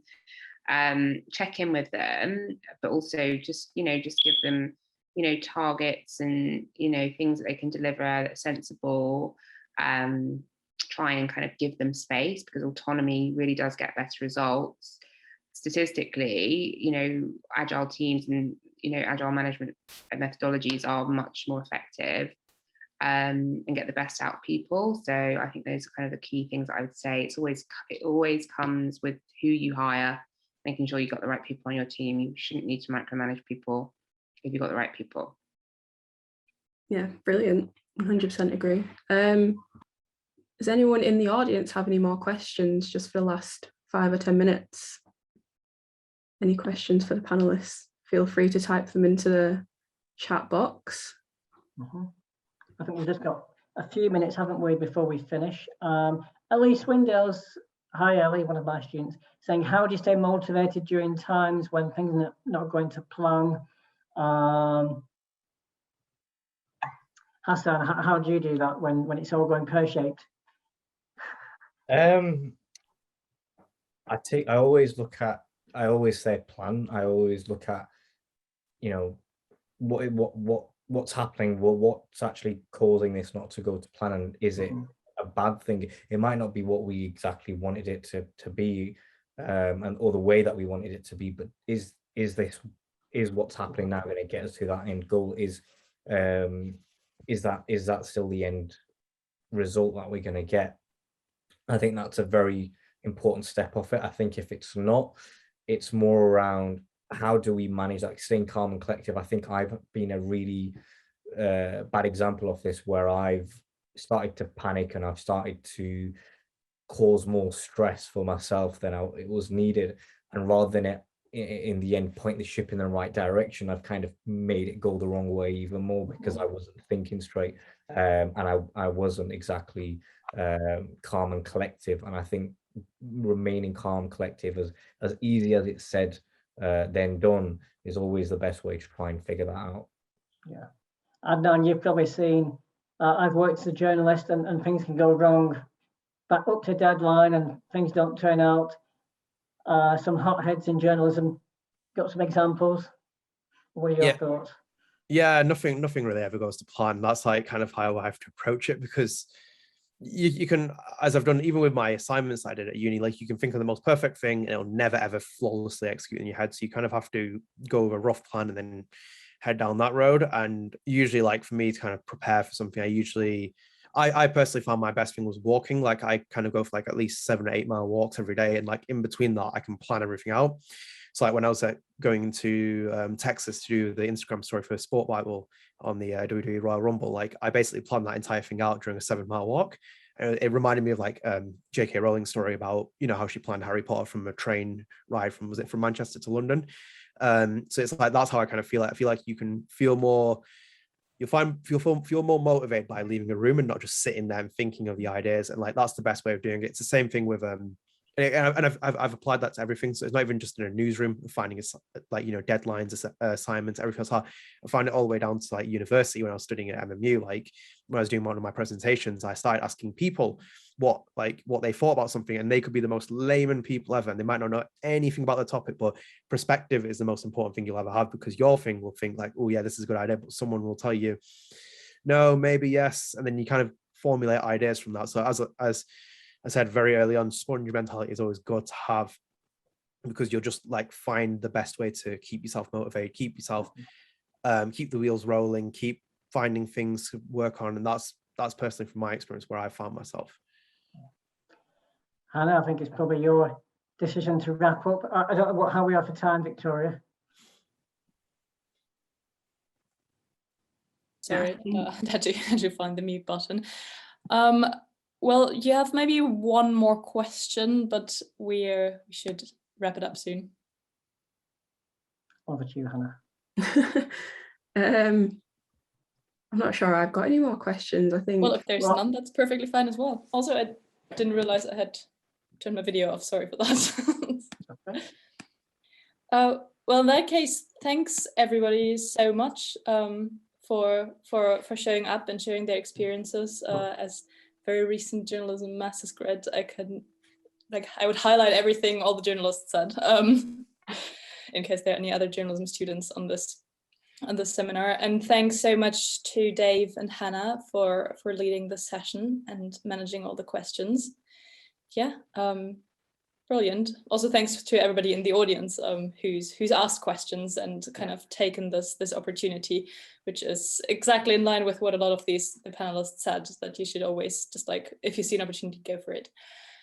And with this, we come to the end of our second to last element for today. We are going to take a quick break of 3 minutes, maybe 3.5 now. And then we'll be back at 3 for the last element of today. And that will be Rajmohan Gandhi. And yeah, looking forward to seeing you all in 3 minutes. So I think we have now hit the hour, or very close to. So we're going to continue, final and keynote speaker of the day. So it is my absolute pleasure to welcome Rajmohan Gandhi with us. He has been at the forefront of social change throughout his life. He has many roles as father, husband, grandson of Mahatma Gandhi, author, journalist, historian, research fellow, teacher, peace builder. The list just goes on and on. He has been honored with doctorates and awards across the globe and is recognized as a voice of reason in world affairs.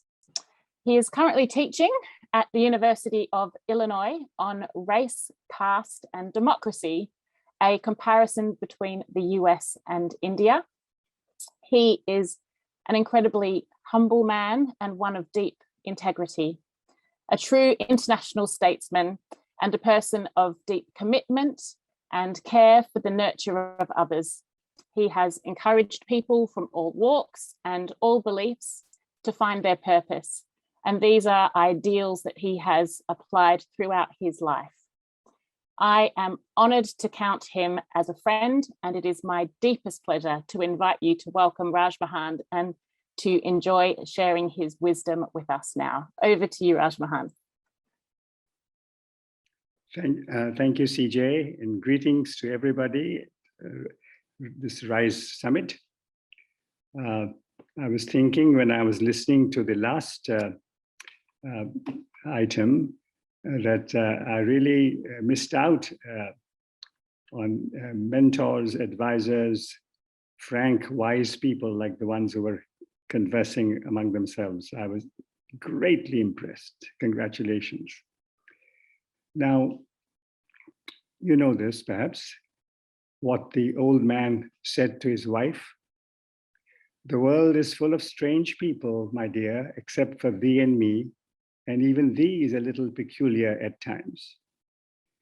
Now, as for me, I'm a lot peculiar much of the time. I'm 86, but I'm always known as the grandchild of Mahatma Gandhi. I'm a professor at a leading US university, but I'm not a PhD. I've often spoken about leadership, but I fought 4 elections to the lower house of the Indian Parliament and lost every single time. I want to influence popular opinion, but I don't do Facebook or Twitter. I rejoice in my peculiarities. I thank God for what I have, and also, although this is not always easy, for what I don't have. I'm proud of the 14 books that I've managed to write, mostly biographies and histories. My children tease me with some truth that I enjoy reading what I have written. For much of my life, I've been a journalist. I absolutely love, I'm inspired and stirred by courageous reporting that brings to light unknown suffering, unknown wickedness, unknown bravery. Reporting, however, has not been my forte. I've been more of a proofreader, copy editor, reviewer, columnist, or commentator. But some of my books have brought out less known suffering, less known critical moments of history, less known mistakes of omission and commission, less known humanity. I feel thankful to circumstances, friends, to near and dear ones, that I could write these books. Surrounded as I am by Manchester, I imagine, I must offer my salute to the city's lyrical son, perhaps unknown to many today, Neville Cardus, whose cricket writing in what used to be the Manchester Guardian mesmerized my generation. My own immersion in journalism began when I was a child, for my father was not only a newspaper editor, we lived in a flat right above the newspaper's offices and printing press. And there was a little truth in a remark I sometimes made, which was that when the noisy printing engine went quiet, I would wake up. My father, Devdas Gandhi, editor of the Hindustan Times of New Delhi, a paper still going strong, was the Mahatma's son. Our home on Connaught Circus was on the top floor of a two-story building. The printing press was on the ground floor, editorial and business offices on the first floor, and our flat on the top floor. My father had worked with his father from boyhood, first on a journal and a farm in South Africa, then on journals in Ahmedabad, India, and in Gandhi's campaigns for change and independence in India. As a result, my father had befriended several fascinating individuals. When visiting New Delhi, some of them would stay in our home. One of them was Khan Abdul Ghaffar Khan, a great leader of the Pashtuns of what was then called the Northwest Frontier Province, now known as Khyber Pakhtunkhwa, Pakistan's province on the border with Afghanistan. Another person who stayed with us in our home was Madeleine Slade, gifted daughter of a British admiral who had joined Gandhi in his struggle for Indian independence. Also a house guest in our home in the 1940s and 1950s was Muriel Lester, who lived with the poor of London's East End and was Gandhi's hostess in 1931, when Gandhi made a steamship voyage to the UK. In 1941, ages ago, two British police officers dressed in khaki shorts walked up to our flat, asked my father to get ready, and then took him to prison. He had published a story the rulers did not like and had refused to apologize for it. I was 6 at the time and surprised that people arresting my father were otherwise friendly. My father was in prison this time for 4 months or so, the last of his 5 prison terms for defying British rule in India. I was 12 when in August of 1947, India became free and was also divided. At midnight between August 14 and 15, I was glued to the wireless to hear the chimes and know that India was free. But soon tragic violence hit my city, Delhi, as also other parts of India and Pakistan.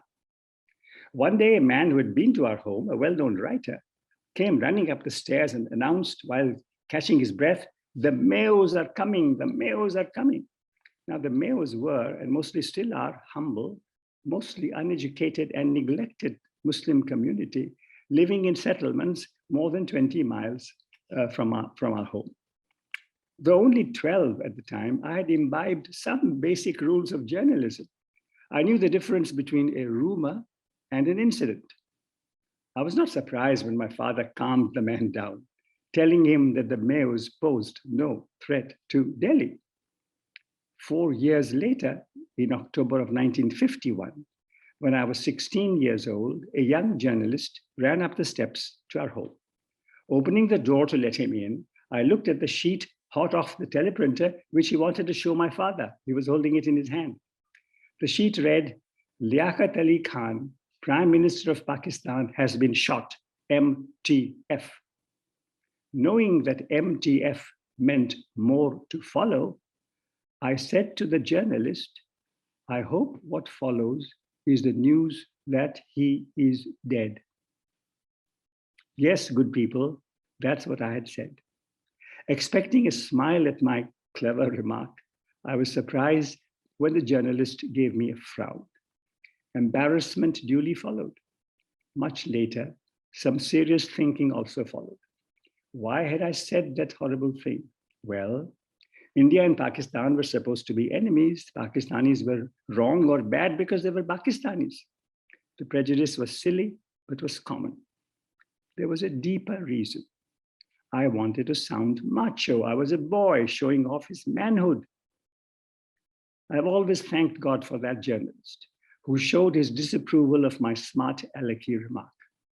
Recognizing what I had done and why I had done it, I realized that I was not alone in the world to harbor and express foolish, reckless thoughts. Remembering that my grandfather had been assassinated precisely because he fought against hate and contempt, I told myself that I too would join the ranks of peacemakers. One result was the books I wrote. These were my attempts to produce biographies and histories that would be truthful and yet, God willing, reconciling as well. Thus, I'm fortunate that my study published in 2014 of the history of the large region of Punjab, which in 1947 was split between Pakistan and India through a painful process, this history of mine has been welcomed by Sikhs, Muslims, and Hindus alike, by Indians and Pakistanis alike. As man met knows, as the whole world knows, it is not often that Indians and Pakistanis agree. I must tell another story from that distant age when I was growing up in a flat on Connaught Circus in New Delhi. Living in the flat next door to ours was my close friend Arun. Although we went to different schools and colleges, we were the same age and we did things together. One problem, however, was that Arun was a terrific cricket player while I was only a cricket enthusiast. Left arm bowler and right hand batsman, Arun had this annoying habit of doing well in both aspects of the sport in almost every school or college game. On rare days when he did poorly, I would sometimes ask him with a smile, Arun, what happened today? Our close friendship turned into something deeper after I was frank with him about my pointless envy. No one was prouder or happier than me when Arun went on to become the captain of an all India college students team to play against a visiting international 11. And thereafter, he became a brilliant officer of the Indian government. He's no more, sadly, recently passed away. The course of my lifelong friendship with Arun confirmed for me a simple truth.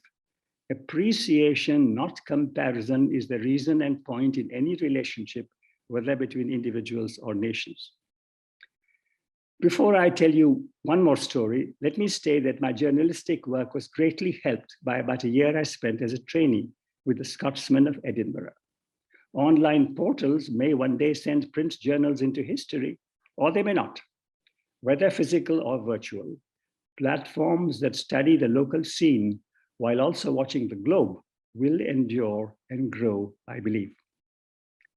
In 1963, when I was 28, some gifted colleagues and I started in what then was called Bombay, now called Mumbai, a weekly called Himmat, the word that in India translates as courage. Himmat ran for 17 exciting years, reporting and commenting on local, national, and global matters, a journal that stood for human rights and also for bridging the world's divides. Some journalists famous today in India and also in Sri Lanka honed their skills at Himmat in the 1960s and 1970s. Now my final story. In 1990, even that is now a long time ago, I was asked to lead the Indian delegation to the UN Human Rights Commission in Geneva, Switzerland. Aung San Suu Kyi, now imprisoned in Myanmar, was imprisoned in 1992, as were many others, all put behind, not for crimes, but for wanting to speak freely. It was my privilege in Geneva to cast India's vote in favor of democratic rights in Myanmar. Until then, the official Indian position had been cautious and equivocal.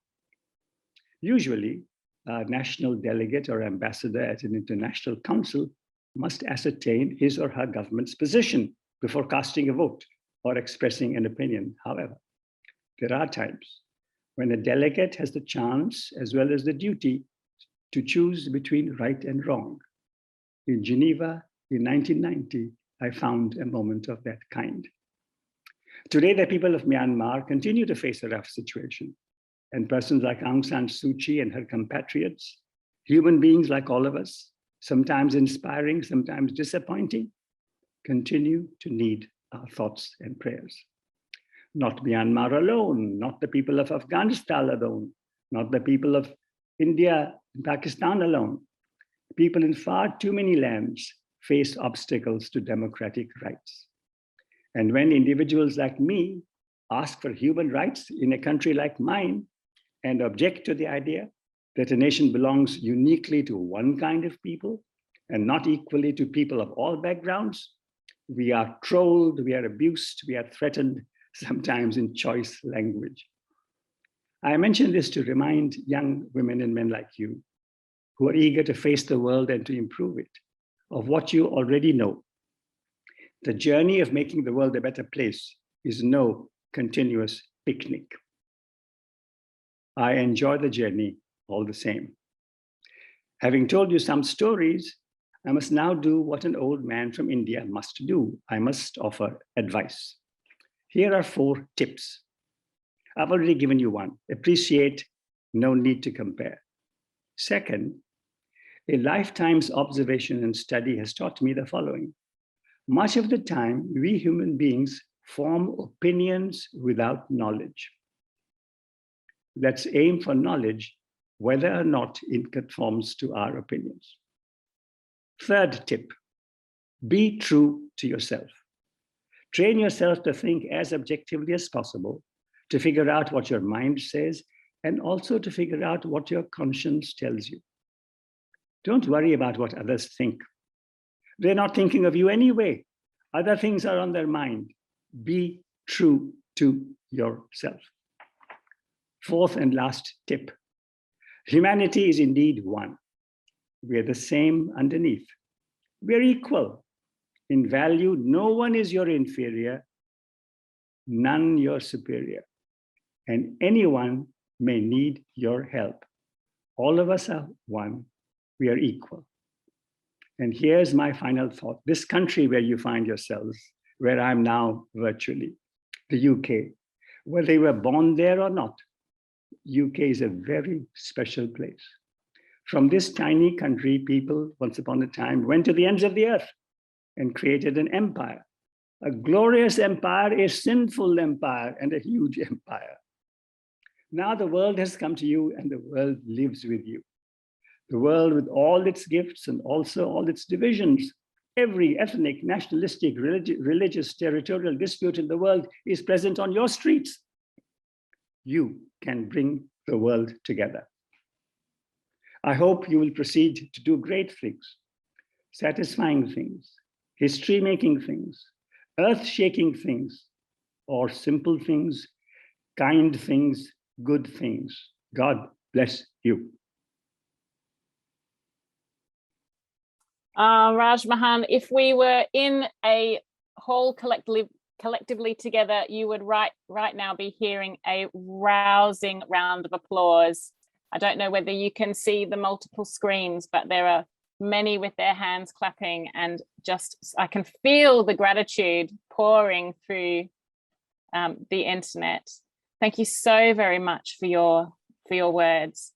We do have time to take some questions now before we finish for the day. So I'm sure that people will need just a minute to absorb all that you have shared and bestowed. I could not write fast enough, never can, but it's wonderful to have tried to capture so much from you. So there's comments coming in, so you know, saying thank you so very much, wise words, so inspiring. You've clearly done so much. Right, here's your first question, Raj Mahan. What do you do to relax? Well, you know, one of the people I heard, I think, I forget his name, he does 6 or 7 miles a day. Well, I also walk, not 6 to 7 miles a day, but I do enjoy.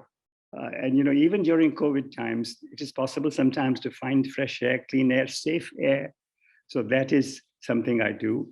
I also, if I can, and that's very rare, I like to watch some sports, and you know, everyone has their favorite sports. And these days, it's not always possible to watch your favorite sports on TV. You have to pay lots of money or find some special way. But if I can, I love to watch tennis on television.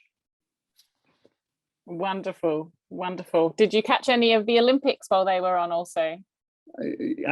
Well, I only followed the results. I didn't actually catch an actual play, but I followed the results. Yeah. Brilliant. We have a question for you from Victoria that says, do you have a favorite book, in brackets with a smiley face, that someone else has written? Very well said. Which is, I think it's true for many writers, that they read very instrumentally. They read things that are useful to them for their research and for their writing. But yes, I do have some favorite books. And only recently I was introduced to J.K. Rowling, very recently, believe it or not. And I say to myself, when I was speaking about the UK and the potential there, a country of Shakespeare and Rowling and Keats and Shelley and Wordsworth. There's no limit to what it can do. Indeed. Yeah, I must also mention 2 other books. Yeah. Long time ago, I read Cry, the Beloved Country by Alan Paton about South Africa in the 50s. It's an amazing book, Cry, the Beloved Country by Alan Paton. And then, yes, one of my all-time favorites is Tolstoy's Anna Karenina. Wonderful. That's such a lovely variety of books there. Another question coming from Lee is, what would your #1 piece of life advice be amongst the other pearls of wisdom you have shared? Do you have a single piece of life advice? Yeah. Never give up. Never give up. Wonderful. Shane asks, what is your favorite place that you have been to? Oh, this is very difficult. Because I'm very lucky. I found friends in every place I've been to. I mentioned Edinburgh. I must tell you, I've been to many places in the UK. I've never been to Manchester. Well, here is your invitation right now. Yeah. Thank you. Thank you. No, but it's very hard for me to name a favorite place. Sorry, I fail. That is okay, but I mean, it is lovely to hear that you've obviously traveled. I would believe to every continent at some point in your life. I've not been to Antarctica. But other than that, that's pretty good going. Yeah. I'm sure that there's a long list there. Another question coming for you is from Prithvi, who just spoke on the panel earlier. In a world of noise in the media and confusion in society, can you suggest a way for someone to find a clear mindset in finding their voice and ambition? Fantastic. Well, I think in your very question lies your answer, because you know you want to get away from the noise, you want to get away from the heat, so you have to find a silent place, a calm place, a beautiful place, a quiet place. And in that quiet place, even though there's a storm around you, find yourself, find the inner voice, find your conscience, find your goal, find your peace. So seek out solitude every now and then. Wonderful. The invitation to Manchester is being echoed by others. So very much welcome here. How did you come, from Josh, this question comes, how did you come to realize what you wanted to do in life? Did you follow your interests, or did you have an idea of it from a very young age? That's a great question. I think I was led, I was pushed by circumstances. I was coerced by circumstances, because I mentioned that my father was the editor of a newspaper. Gandhi was a very famous man. So I had respect, and people treated me well, even if I did nothing. So I lacked a drive. I had no drive. But somehow circumstances led me to meet people and to face the realities of the world. And then I made my own internal quiet decision that I too will want to do something to make the world a better place. Wonderful, thank you. I'm just going to leave a little moment for anyone else who would like to write a question. So we have a couple more minutes if anyone else has a burning question. In the meantime, I have a question that actually came from one of my colleagues, which was, in your opinion, what qualities does a leader need to have to develop, and how do you go about developing those qualities? Well, I think the essential thing there is the passion in you. You want to find leaders, you want to build leaders, you want to develop people. So find that passion, and then you're always searching for people, for spotting. And in a way, you will find the leader. Of course, we all know that leader is a very, very dubious word. It has good things and it has bad things in it. But I know what you mean. You mean somebody who initiates, or somebody who doesn't wait for others, who assists others, who, there's a phrase I used to hear a long time ago. It's no longer current, but maybe you can now make it popular. Live to make the other person great. Live to make the other person great. We all want ourselves to become famous or great or whatever. Although fame and medals and awards are relatively unimportant. Victories and defeats, there's something much deeper about the human personality. But if our longing is to find people, be led to people, and to believe also that other people have great qualities. So if the passion is there, we will find the person, the partners, the teammates. Wonderful advice, thank you. Leslie asks, as a follow-up to Victoria's question about your favorite book by someone else, which is your favorite book by yourself? Oh my, as has been said by many, books are like children. So your last child is your favorite child at any time.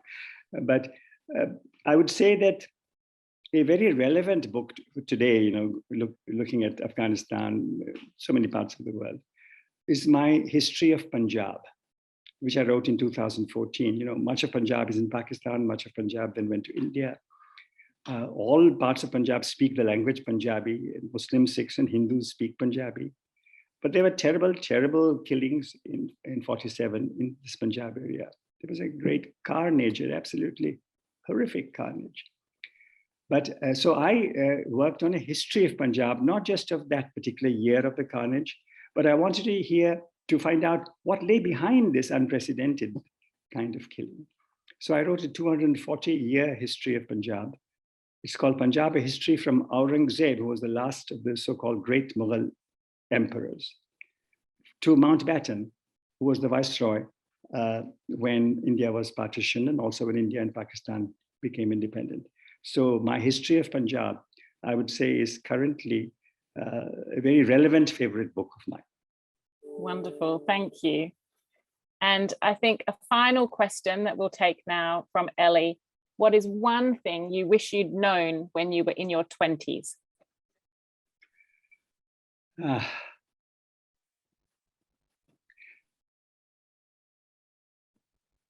Well, I wish I had known in my 20s that everybody else was also terribly important. That yes, I should worry about my own future and my own purpose, my own, that I could do something useful. But why only me? That there are so many others who are also very special people. So this, I mean, if asked, I would have said yes, of course. But this didn't burn in my heart and mind the way I felt it should have burned in my heart and mind. Thank you. That is very, very pertinent and key, I think, for everyone. So thank you so much for that. And thank you for answering all of those questions, and indeed for all that you have spoken on today. You are a voice of wisdom that is a real blessing to have heard. So thank you. Also, I realize that it is early morning your time, and you have kindly made yourself available to speak with us. So we send our blessings back to you from the UK, and thank you so much for taking time to speak with us today. And that also brings us to the conclusion of our RISE Summit today here with ManMet. So may I extend my gratitude again to you, Rajmohan Gandhi, but please may I also extend my gratitude to our other speakers today again. So Charlie Cosby and Ferdar Ferret, to our panelists, Hassan, Naomi, Adnan, Paris, Prithvi, and also Dave and Hannah, who moderated that session, and to my co-host today, Victoria. And then behind the scenes, a very, very massive thank you to Fraser and Leslie from the RISE team, who have worked with me and have just done the most amazing job behind the scenes of bringing all of this together. So huge gratitude to them. And finally, my biggest thanks goes to all of you who are participating. Thank you so much for joining us today, for taking time out of your Saturday to sit at the feet of all of these wise people who have been able to share with us. And I hope that you have all learned something and taken something that will feed you and be with you as you continue to journey through your student careers and beyond. To my academy, I will see you on Monday for your awards evening. And to all, I wish you a very happy rest of the day. I thank you again for participating, and we will now say goodbye. Thank you everyone for coming.